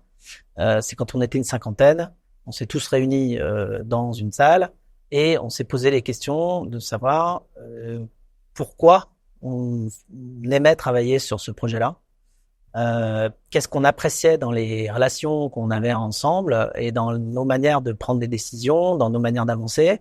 Et puis on s'est dit bon bah c'est donc ça qu'on apprécie aujourd'hui, c'est ça qu'on veut, bah, on va l'écrire. Et donc on a écrit un ensemble de valeurs et de principes comme ça de fonctionnement de l'équipe qui sont extrêmement positifs. Tu vois, il y en a justement. Alors il y en a un qui dit share more, learn more. Alors on les a formulés en anglais parce que comme déjà quand on était 50, on était déjà dans 3-4 pays. Donc en fait on a unifié assez rapidement autour de la langue anglaise. Mais tu vois, share more, learn more, ça veut dire quoi? Plus tu partages, plus tu apprends. C'est une forte valeur ça. Tu vois déjà, ça veut dire que tu as de la valeur d'équipe à aller partager tout ce que tu apprends avec tes collaborateurs, non seulement parce que ça va aider le projet dans son ensemble à avoir plus de compétences, mais en fait aussi parce que toi, en partageant, on te partagera en retour et donc toi, tu vas apprendre plus. Donc ça crée déjà une volonté entre les collaborateurs de s'échanger un maximum d'informations pour apprendre ensemble. En plus, c'est capital quand tu fais quelque chose de nouveau parce que tout le monde est en train d'apprendre. Donc si chacun ne partage pas ce qu'il a appris au fur et à mesure, bah on se retrouve à avoir que des silos d'apprentissage personne par personne et en fait la société dans son ensemble ne progresse pas. Donc après tu as d'autres valeurs, une valeur qui est ressortie qui dit chez Blablacar et qui est très présente, qui est fun and serious. Pourquoi? Parce que pourquoi tu veux une entreprise qui est fun and serious?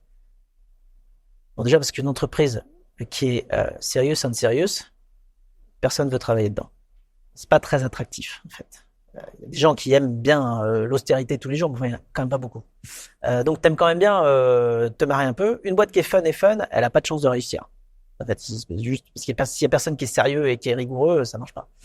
Donc en fait, il faut un mix des deux. Pourquoi? Pour que ce soit très agréable de travailler ensemble et pour qu'en même temps on produise de vrais, grands, beaux résultats avec beaucoup de rigueur. Donc c'est très important d'aller formuler ça. Et je sais que et c'est aussi une manière d'aller signaler que rire ensemble au travail, c'est très bien, c'est super. Et être sérieux quand on fait quelque chose concrètement et qu'on rend sa partie de travail qui aide la société à avancer, c'est indispensable. Et le fait de rire beaucoup et le fait d'être très sérieux, c'est totalement compatible. Tel point que je pense que l'humour est la forme la plus développée de l'intelligence humaine. Parce que justement, ça active beaucoup de zones du cerveau pour te faire. Alors après, il y a différents types d'humour, mais il y a quand même faire des mises en relation de concepts différents les uns par rapport aux autres, jusqu'à te faire rire, ça demande un degré d'assimilation et de compréhension de plein de concepts qui est très puissant. Complètement. Ensuite de ça, en 2016, tu lâches la direction de Blablacar tout en restant président du conseil d'administration. Ton bébé continue d'aller très bien, très loin. En 2021, la société lève 115 millions de dollars, une somme qui donne le tournis. Comment est-ce qu'on lève une telle somme et pour quel enjeu derrière? Oui, alors enfin, on avait déjà levé 100 millions en 2014, 200 millions en 2015. Donc, si tu veux, c'est la suite, c'est du financement de croissance. À chaque fois, en face, tu mets des projets. Cumule, ouais. Ouais, tu mets, enfin, c'est à ces stades-là, quand tu lèves des sommes pareilles, c'est parce que tu as des projets que tu veux aller financer.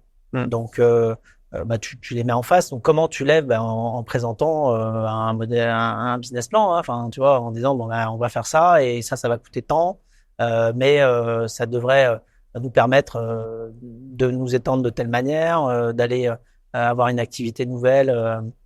Alors voilà, tu le mets en face. Mais un truc important par rapport au levée de fonds, mais j'ai envie de dire, les petites comme les grandes, hein, c'est pas du tout une plus que l'autre. C'est important d'aller mettre en face d'une levée de fonds ce qu'on veut réaliser avec. Il s'agit pas juste d'aller demander des sous, il s'agit d'aller demander des sous pour faire ça. Et ça rejoint le point de tout à l'heure où je disais, ben, quand tu as fait ça avec l'argent que tu es allé lever à tel stade, t'es en situation normalement, si tu as atteint l'objectif que tu t'étais fixé par rapport à cette levée, tu es en situation d'aller lever d'autres argent pour faire autre chose. Bah, toujours la même chose. Il y a des fois tu lèves pour itérer, trouver ton product market fit. Il y a des fois tu lèves pour juste grandir dans tel et tel et tel et tel pays. Et donc les dépenses vont pas être les mêmes. Il y a des fois tu lèves pour aller t'étendre sur une nouvelle activité. Alors nous chez Blablacar, on a lancé le covoiturage longue distance initialement, mais après aussi du bus et après du covoiturage courte distance. Bon bah tout ça se chiffre et ça s'anticipe et tu vas lever de l'argent pour faire telle et telle autre activité. Mais c'est important de garder en pensée cette corrélation entre l'argent et ce que tu vas en faire. C'est évident. Mais une fois que tu as fait ça, tu as scopé, bah, tu dis, bon, bah, j'ai envie de faire ça. Par contre, ça coûte tant. Alors, des fois, ça coûte 10, des fois, ça coûte 100.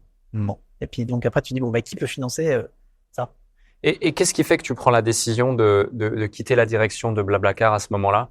Est-ce que tu as déjà une vision différente? Est-ce que c'est pour une raison particulière? Ouais, je pense que c'est un ensemble de choses. C'est aussi le fait que j'avais la possibilité de le faire, parce que très souvent, on voudrait faire ça. On voit que c'est être CEO d'une société qui est présente sur 3 continents, avec à l'époque 500 personnes. C'est extrêmement, c'est un sport très complexe. Donc moi j'ai fait ça pendant 12 ans. J'avais la chance d'avoir à mes côtés Nicolas, qui était excellent sur tout un tas de domaines avec qui on travaillait évidemment main dans la main tout le temps, qui lui de son côté avait bien envie de prendre aussi ce rôle-là, et moi c'était un moment où ça tombait très bien, donc on a eu des discussions avec tout le monde, que ce soit l'équipe dirigeante ou les investisseurs et tout ça, pour que cette passation se passe au mieux. On a séparé pour garder quelque part aussi les avantages et les valeurs ajoutées de chacun. Entre Nicolas et moi, on discute tout le temps, encore aujourd'hui évidemment, même plus que jamais, sur la manière de faire les choses, sachant que lui il gère tout l'opérationnel de toute l'entreprise. Moi j'interviens sur certaines discussions aussi où justement je vais pouvoir être un partenaire pour lui, de discussions stratégiques sur une forme de prise de recul également. Et d'ailleurs, cette séparation président-CEO, elle est extrêmement bénéfique. Je pense qu'il y a beaucoup de structures qui gagneraient à le faire. Les Américains le font beaucoup. En France, on le fait beaucoup moins. On a des PDG en France. Président, directeur général. Bah oui, ça veut dire que c'est quelqu'un qui cumule les fonctions. Pourtant, il y a président et directeur général, c'est pas la même chose. C'est pas les mêmes rôles. Et donc, en séparant comme ça, je pense qu'on couvre beaucoup plus de capacités à nous deux qu'en ayant tout sur le même poste. C'est bien de le mettre en lumière, effectivement, notamment à un stade d'entreprise, mais pas forcément à des stades aussi élevés que c'était le cas pour Blablacar, mais même à des stades intermédiaires pour permettre au CEO actuel aussi de se concentrer sur sa zone de génie et puis de vraiment pouvoir donner un levier d'accélération à son entreprise. Donc oui, puis, quand je disais, Nicolas, c'est un excellent manager, orchestrateur, visionnaire aussi. Donc, quand tu as la chance d'avoir quelqu'un comme ça à tes côtés, tu vois, ça rejoint le sujet que je te disais tout à l'heure. Quand j'ai commencé à travailler avec Francis et que j'ai vu qu'il était meilleur que moi en code, j'ai dit bon, j'arrête de coder, quoi. Vas-y, fais-le. Tout à fait. À la suite de quoi, donc, tu prends cette décision, pas forcément pour faire une retraite anticipée, loin de là. Tu mets désormais toute ton énergie dans un nouveau projet. Il y a de ça un peu plus d'un an, tu as lancé Captain Cause. Comment tu as eu cette idée? Quel est le concept et quel a été le déclic derrière cette mission, ce projet? On voit ici dans les coulisses d'une startup à impact, justement. Dis-nous en plus sur ce sujet. Alors, il y a eu, alors tu parles de déclic. Moi, j'ai quand même eu un déclic, mais je ne savais pas comment il allait se traduire, qui était le jour où j'ai vu des jeunes durant la marche du climat défiler avec des panneaux sur lesquels il était écrit « Quand je serai grand, je voudrais être vivant ». Quand je serai grand, je voudrais être, c'est une formule classique, mais généralement on met pas vivant derrière, parce que c'est pas le propre de la jeunesse que de se demander si elle va être vivante plus tard. Et là, je me suis dit quand même, c'est un slogan qui est plus puissant que mai 68, quoi, tu vois. Et pourtant, c'est plus silencieux quelque part. Ça arrive de manière un petit peu plus. Maintenant évidemment, il y a préoccupations autour du changement climatique et des choses comme ça qui sont très très présentes et puissantes. Cela dit, elles sont pas forcément suivies des actions que évidemment elles mériteraient. C'est un autre sujet, mais je me suis dit bon, qu'est-ce que je... Et là, évidemment, moi je le ressens aussi ça. J'ai pas 20 ans aujourd'hui, mais je ressens que on a des challenges là qui arrivent. Je me suis dit qu'est-ce que je peux faire moi en tant que quelque part ma spécificité à moi dans la société, c'est d'être entrepreneur. Qu'est-ce qu'un entrepreneur peut faire pour essayer de répondre à cette grande problématique? Parce que le propre d'un entrepreneur, c'est quand même d'aller essayer de résoudre les problèmes de son époque. Et donc, quand tu vois un problème, en tant qu'entrepreneur, ça te démange, t'as envie de le résoudre. Et donc, j'ai pas mal réfléchi en me disant, bon, il y a des potentiels avec la technologie pour aider cela. Et puis après, j'ai commencé à chercher. On a vu qu'évidemment, il y a plein de gens qui agissent sur le terrain pour corriger tout un tas de défauts de notre société aujourd'hui. Mais de manière chronique et constante, ces personnes-là, très souvent dans des structures associatives, manquent de moyens. Et à côté de ça, il y a des endroits dans lesquels il y a beaucoup de moyens. Alors, si je schématise, les entreprises ont des moyens, le milieu associatif en a pas. Tu te dis, on va peut-être faire un jeu dans lequel les entreprises participent à aller financer des actions bénéfiques pour tout le monde, sachant que les personnes dans les associations savent bien faire leur métier pour améliorer tous les problèmes auxquels elles s'attaquent, mais elles manquent de personnes, elles manquent de moyens. Donc, est venue l'idée, puis en constatant que déjà des entreprises le faisaient déjà, certaines entreprises le faisaient déjà, mais avec des bouts de ficelle, aller financer des associations, notamment en impliquant leur communauté, parce qu'il faut que l'entreprise y trouve son intérêt. C'est-à-dire comment tu fais pour que les entreprises aillent prendre soin de l'environnement dans lequel elles évoluent. Parce que ça revient à ça. Si tu demandes aux entreprises d'aller participer à résoudre des problèmes qui peuvent être d'ordre climatique ou sociétaux, ça veut dire qu'elles sont capables d'aller prendre, soit qu'elles sont capables d'aller prendre en compte les externalités négatives de la société dans son ensemble, et notamment celles qu'elles-mêmes, parfois par leur activité, causent, soit qu'elles y ont un intérêt autre. Et notamment l'intérêt de se rapprocher de ses clients ou de rendre ses clients contents, tout simplement. Est venue l'idée d'aller créer un pont entre les entreprises et les associations, dans lequel les entreprises impliquent leurs collaborateurs et leurs clients. Et la manière de le faire, c'est l'entreprise qui alloue le budget, mais ce sont les clients ou les collaborateurs qui décident de l'allocation de ce budget-là vers des projets impact qui leur tiennent à cœur. Alors pourquoi on fait ça? C'est parce que c'est une manière d'aller réintroduire quelque part le cœur dans le milieu économique. Pourquoi? Parce qu'on passe par les individus. On parlait tout à l'heure du fait que les sources de crédibilité, de fiabilité vont être plus des individus que de la technologie, parfois. Là, de la même manière, pour ce qui est d'aller corriger les externalités négatives du développement de notre société, je pense qu'on peut et qu'on doit faire un maximum confiance à notre cœur et à ce que l'on est en tant qu'être, tout simplement, vivant. et qu'une manière d'aller réintroduire cette humanité pour aller financer des projets à impact, c'est d'aller aider les entités, en l'occurrence les entreprises qui ont les moyens, à aiguiller cet argent-là vers les endroits qui en ont véritablement besoin. Donc on passe par le cœur humain pour aller allouer l'argent des entreprises là où il y en a vraiment besoin, là où on ressent tous qu'il y en a besoin. Parce que à côté de ça, tu regardes, tu sais que 93% des gens sont frustrés par rapport à la manière avec laquelle les grandes problématiques évoluent, sans savoir, la raison pour laquelle ils sont frustrés, c'est qu'ils voient qu'il faut faire quelque chose, mais ils savent pas quoi. Ça développe une énorme frustration. Ça va évidemment jusqu'à l'éco-anxiété des nouvelles générations. Et en parallèle, 90% des gens pensent que c'est aux marques d'agir, aux entreprises. Pourquoi ? Parce que les entreprises passent leur temps à nous montrer qu'elles sont grandes, puissantes, internationales. Et en même temps, nous, en tant qu'individus, on voit bien que les problèmes à résoudre, ils sont grands, puissants et internationaux aussi, malheureusement. Et donc, on se dit, face à un grand problème, il faut mettre des acteurs puissants. Donc, inconsciemment, on fait le transfert. En tant qu'individu, on se dit, c'est aux grands et aux puissants de ce monde d'aller agir contre les grands et les grands problèmes de ce monde. Donc, il y a une pression qui est appliquée par les individus, par nous tous, envers les marques et les entreprises qui savent pas exactement comment agir assez souvent. Et très souvent, individuellement, les gens auraient envie d'agir, mais ils se disent, très souvent, le CEO se retrouve dans une situation à se dire, bon, si j'agis pas, on va me dire que j'agis pas. Que la boîte fait rien pour améliorer le monde dans lequel on vit. À part livrer le meilleur produit et le service que je peux, parce que ça, c'est le rôle sociétal primaire que je me suis fixé en tant qu'entreprise.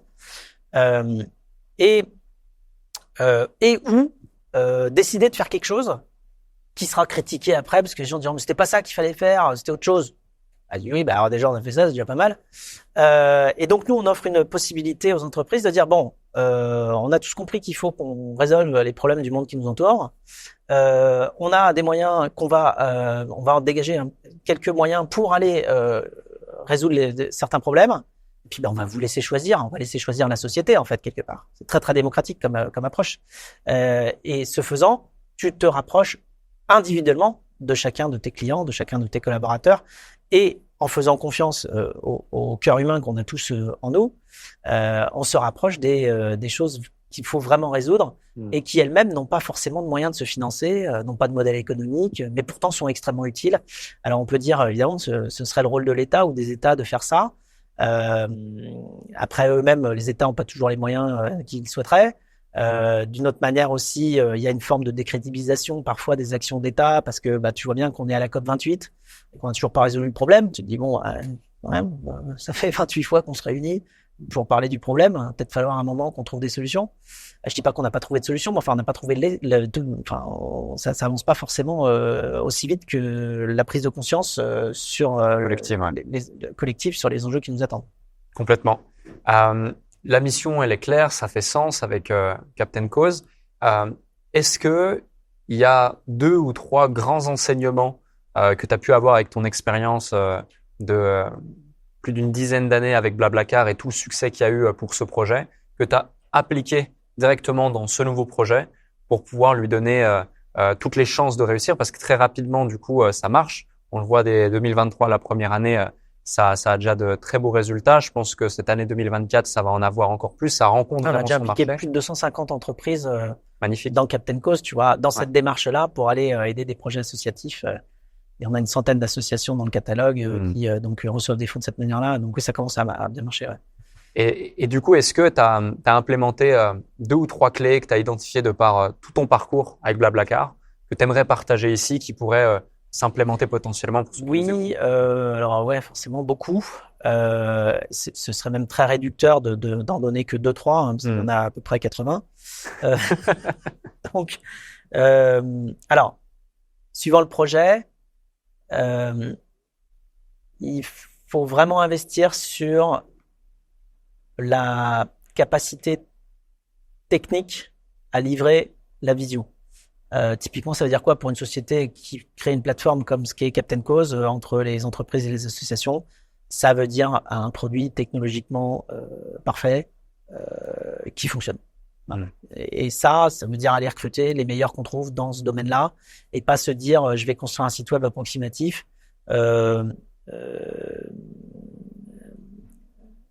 avec quelqu'un de pas expérimenté. Ce qui n'empêche pas d'être capable d'aller construire un premier proto, mais assez vite, de transformer le proto en un truc vraiment robuste. Hein. C'est ce qu'on a fait d'ailleurs. Hein. On construit d'abord un proto avec quelques développeurs sur une mission de quelques mois. Et puis ensuite, on a transformé la plateforme en recrutant justement des personnes qui savaient, qui seraient full-time, du coup, totalement dédiées au projet et qui ont des compétences très très poussées en informatique pour développer une plateforme robuste. Ça, c'est une première chose. Pourquoi ? Parce qu'après, quand ton concept il marche et que tu commences à avoir des clients comme on a aujourd'hui sur Captain Cause, on a des partenaires comme Accor, comme FDJ, comme Renault, Wonderbox, tout un tas de ou BNP, des sociétés, tu vois, très très grandes qui demandent une super qualité technologique de ta plateforme. Si t'es pas au niveau, tu vas te faire sortir de ces contextes-là parce que tu seras trop amateur. Donc voilà, là, l'excellence technologique sur le projet est importante. Ça, c'est une première chose. La capacité à aller extraire de l'activité que l'on fait et des métiers que l'on fait le type de poste absolument nécessaire pour lequel il faut aller chercher quelqu'un. Donc faire du recrutement efficace en sachant bien décrire les missions et en sachant après bien recruter. Bien recruter, ça veut dire quoi ? Ça veut dire aller faire le max qu'on peut pour avoir un maximum de candidats pour ensuite avoir un véritable choix sur la meilleure personne à recruter. Parce que si tu recrutes au petit bonheur la chance sans avoir fait un vrai processus de recrutement, tu as quand même 9 chances sur 10 de pas être tombé sur la bonne personne. Si en revanche tu as fait un vrai processus de recrutement et que tu es allé chercher à mobiliser plein de personnes qui pourraient potentiellement être les bonnes pour ton projet, tu te donnes plus de chances de trouver les bonnes personnes et donc de construire une équipe robuste. Donc sur les process de recrutement, sur la technologie, sur aussi la définition et la clarté de la vision, qui sont très importantes pour fédérer. Si toi-même tu sais pas bien expliquer ton concept, tu n'arriveras pas à fédérer. Et pour ça, parfois, il faut aussi aller chercher des mots et des noms. Tu vois, typiquement sur Captain Cause, on permet aux entreprises, si je parle des cas concrets, alors évidemment, on crée le concept dont j'ai parlé, c'est-à-dire du don à 3, avec d'un côté les entreprises, les individus qui choisissent et puis les associations qui reçoivent. Ça, c'est un nouveau concept dans le don parce qu'avant, le don, il marchait par 2. C'est-à-dire, il y en a un qui décide et qui paye et puis un qui reçoit. Maintenant, on a rajouté l'aiguillage qui est fait par les individus, les clients, les collaborateurs. C'est ça, la rupture dans la conception de la générosité que Captain Cause apporte. Ça, c'est le concept. Donc déjà, il faut être capable de le comprendre et de l'expliquer de manière aussi, j'ai envie de dire, simple. On passe d'une ligne à un triangle. Bon. Derrière, ce que l'on découvre avec nos 250 clients, là, c'est qu'on a trouvé 7 cas d'usage dans des occasions différentes. Alors, il y a l'occasion peut-être la plus simple à décrire, qui est des cadeaux de fin d'année, typiquement, que les entreprises vont pouvoir faire à leurs partenaires ou même à leurs collaborateurs. Ou parfois, on va offrir soit des objets, des goodies, soit des bouteilles ou du chocolat ou des bons cadeaux ou des choses comme ça. Bon, nous, on transforme tout ça en don cadeau, c'est-à-dire je t'offre la possibilité d'aller soutenir un projet à impact de ton choix qui te tient à cœur. Et ne serait-ce que pour ce concept-là, on n'avait pas de mots. T'as don cadeau si tu veux, mais d'une part c'est difficile à traduire et d'autre part c'est un petit peu long, c'est un petit peu fastidieux. Et donc on a inventé le mot gift qui est don plus gift. Et donc on a fait toute une communication autour de ce lancement-là. On a même été chercher Pascal Légitimus pour nous faire la vidéo de présentation du gift. C'est très pratique parce que maintenant on a un mot pour expliquer la possibilité d'offrir à quelqu'un un aiguillage d'argent vers un projet qui lui tient à cœur. Ça s'appelle un gift. C'est un don plus gift, c'est un don cadeau. Et c'est pratique parce que tu peux le conjuguer, tu peux gifter, tu peux recevoir un gift, évidemment. Et donc, nommer les choses, c'est important. Et tu vois, ça rejoint le sujet de tout à l'heure où tu parlais de la marque ou de ne serait-ce que réussir à à nommer ce que l'on fait, bon, il faut être capable parfois de faire des synthèses de ce type-là pour faciliter l'introduction d'un nouveau concept. Si ton nouveau concept il a pas de nom, ça va être plus difficile de le faire vivre. Complètement. Ouais. Voilà. Après, il y a des dizaines d'autres, des choses à appliquer. Voilà, rester frugal sur les dépenses, très important. Chercher à optimiser, oui, le loyer de ton lieu, ne pas dépenser de l'argent que t'as pas ou que tu ne peux pas te permettre de dépenser. Enfin, rester très très proche en fait de l'efficacité maximale de l'argent dont tu disposes. Et être capable de se remettre énormément en question tout le temps. Voilà, être ouvert aux avancées qui viennent de tous les retours que tu peux recevoir.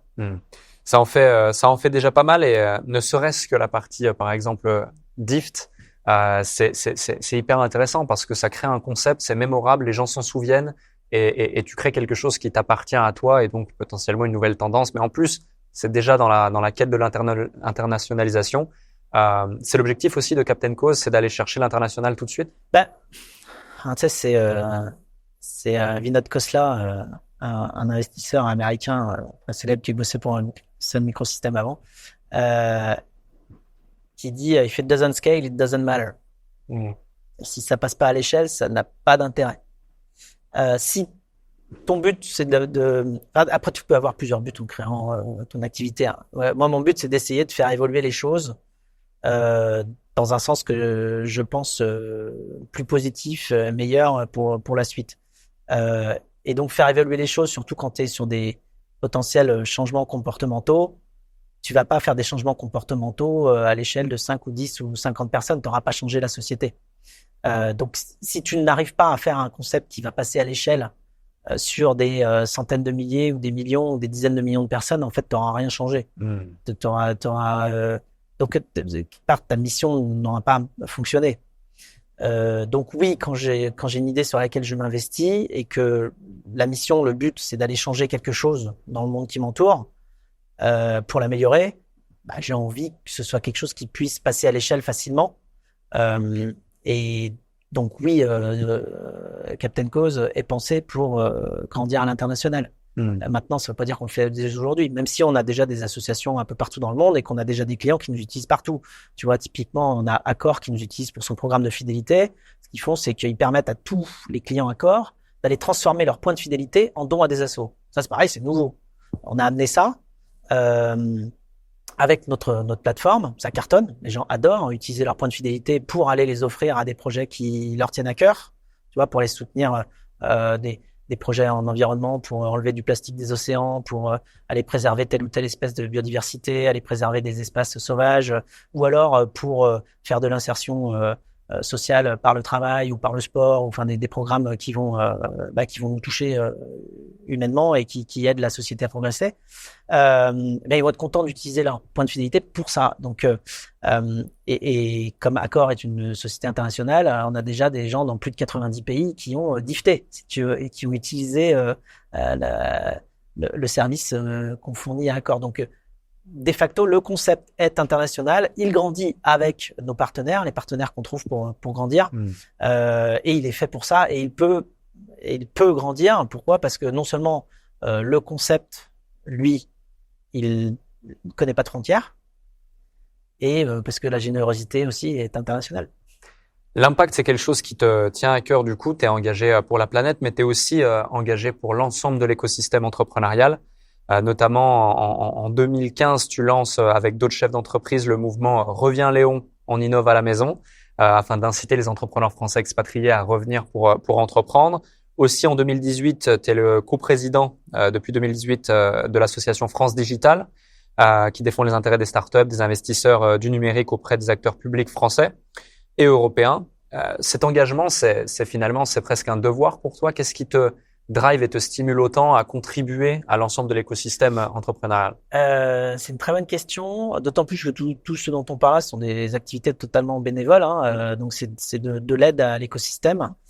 En fait, je pense que ce qui me motive, c'est toujours l'idée d'aider à améliorer ce que je constate qui mérite d'être amélioré.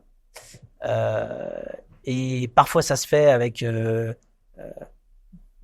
la création d'un projet qui a vocation à être autonome ou autonomisé. Et donc, c'est une société qui va trouver les manières de s'équilibrer.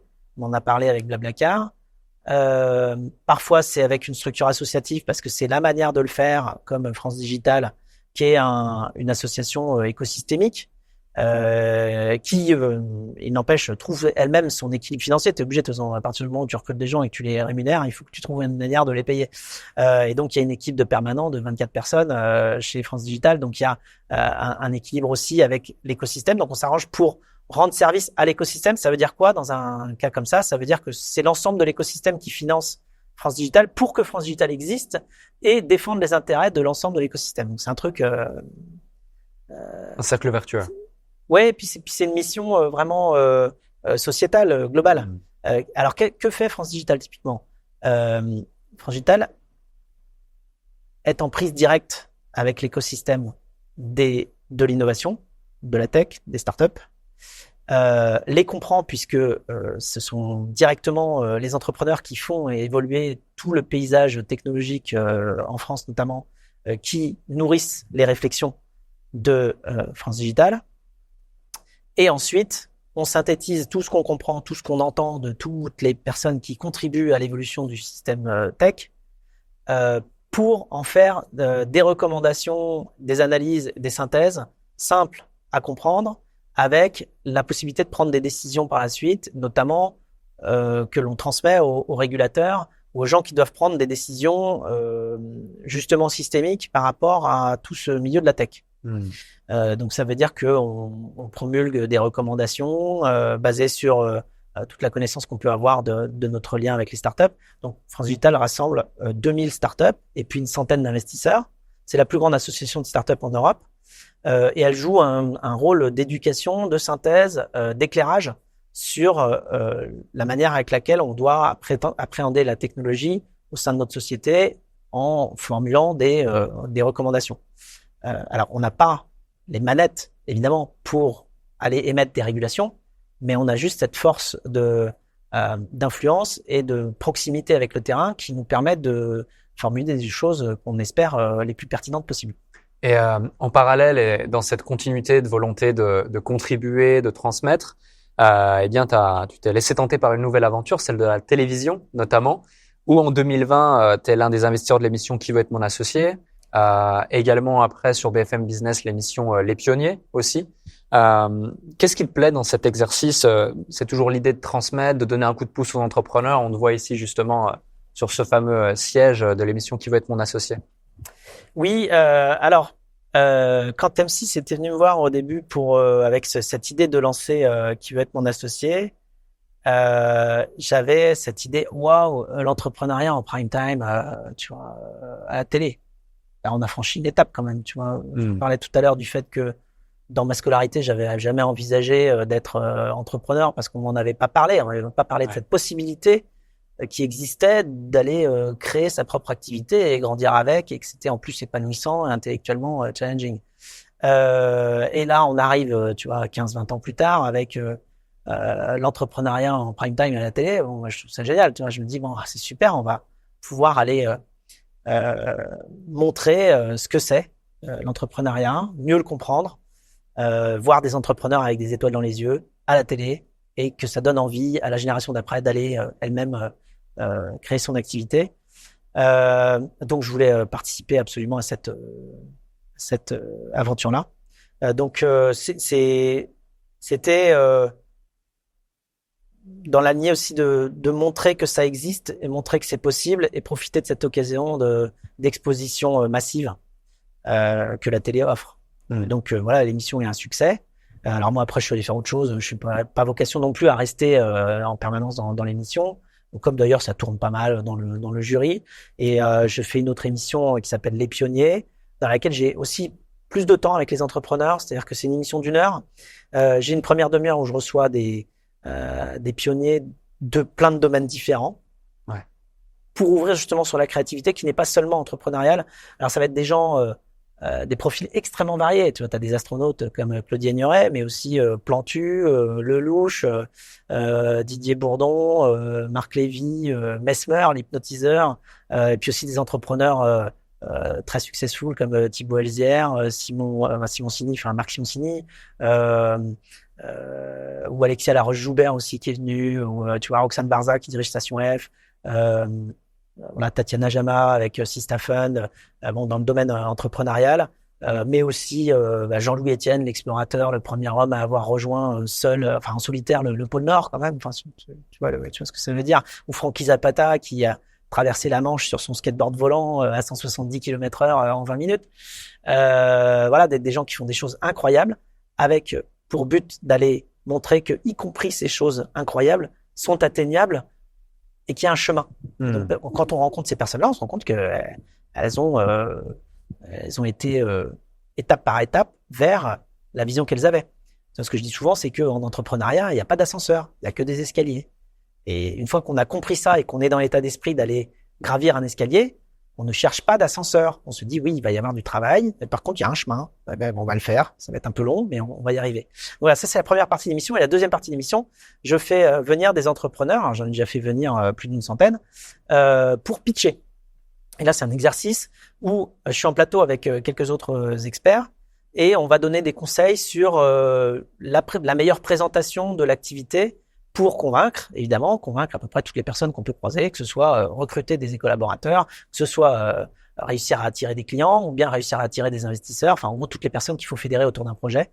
Et donc ça nous permet d'avoir une bonne discussion et d'amener des conseils.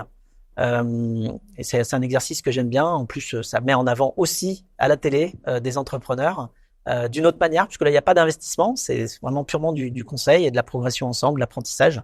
Qui veut être mon associé, il y a en plus à la clé un investissement potentiel des gens qui sont dans le jury. Tu parlais de créativité il y a quelques instants. Tu dis notamment que la créativité n'est pas un vilain défaut, contrairement à ce qu'on peut dire parfois ou ce qu'on peut. Ouais. La curiosité, pardon, mais la créativité aussi, d'ailleurs, et c'est même la curiosité la plus grande des qualités, selon toi. Pour quelles raisons est-ce que tu peux développer ce principe? Est-ce que si tu n'es pas curieux ou créatif, tu vas faire toujours la même chose. La curiosité et la créativité sont absolument indispensables pour toute notion de progrès et donc d'amélioration. Voilà, c'est principalement pour ça. Mais c'est vrai que quand on nous dit la curiosité est un vilain défaut, je pense qu'on ne distingue pas deux parties de la curiosité fondamentale. Je pense que la curiosité qui consisterait à aller savoir ce que fait le voisin quand il est chez lui, ça s'appelle presque du voyeurisme, et ça effectivement c'est une très mauvaise idée. C'est pas du tout respectueux et c'est vraiment mauvais. Donc je pense que de ce côté-là, oui, la curiosité de savoir qui fait quoi, quand, presque de faire de l'observation, ça c'est une mauvaise curiosité. En revanche, la curiosité intellectuelle, d'aller découvrir, comprendre des nouvelles choses et imaginer des nouvelles choses, celle-là, elle est très très bonne.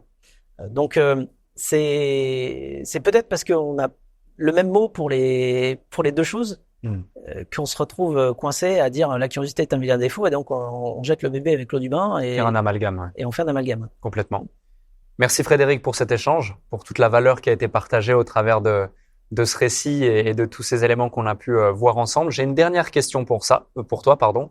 Mais avant ça, eh bien, si vous avez apprécié cet échange autant que j'en ai eu de plaisir à l'animer, et merci encore, mettez 5 étoiles sur votre plateforme de streaming préférée, commentez cette vidéo, partagez-la, interagissez sur le post LinkedIn qu'on va faire à cet effet. Tu crois qu'on mérite 5 étoiles? On mérite 5 étoiles. Si on pouvait en mettre 10, on en mettrait 10. Eh bien, écoute, ma dernière question que je pose à chacun de nos invités, c'est est-ce que tu peux nous partager un déclic qui a littéralement créé, je dirais, une transformation presque identitaire chez toi, que tu n'as pas encore partagé dans cet épisode, que peut-être tu n'as jamais partagé dans aucune interview. Ça peut être une simple phrase, ça peut être une citation, une situation, quelque chose de positif, quelque chose de négatif, peu importe, mais tu as carte blanche pour le mot de la fin. Oui, je pense que j'ai un déclic qui m'a transformé, c'est le moment où j'ai compris, et et c'était lié à ce que j'étais en train de faire. Le moment où j'ai compris que c'était véritablement moi qui allais me charger de mon avenir. Et que tu sais, quand tu grandis, t'as des parents qui sont avec toi, des professeurs qui t'accompagnent, tout un tas de choses, et puis t'es jamais tout seul. Enfin, t'as toujours des groupes. Puis bon, tu peux te laisser aller par ce qui se passe autour de toi, et puis t'as toujours des gens qui veillent sur toi. Puis il y a un moment, tu passes. Alors ça dépend des gens. Hein, parfois c'est tu passes 15-16 ans, parfois c'est tu passes 18-20 ans, parfois c'est 22 ou 25 ans. Et il y a un moment quelque part entre 15 ans et 25 ans où tu vas te retrouver face à ta vie future. Et là, je pense que c'est très important, à ce moment-là, et moi c'est ce qui m'est arrivé, de prendre conscience que c'est toi qui vas écrire la suite. Si tu attends que quelqu'un d'autre écrive la suite pour toi, ce sera pas la suite que tu veux.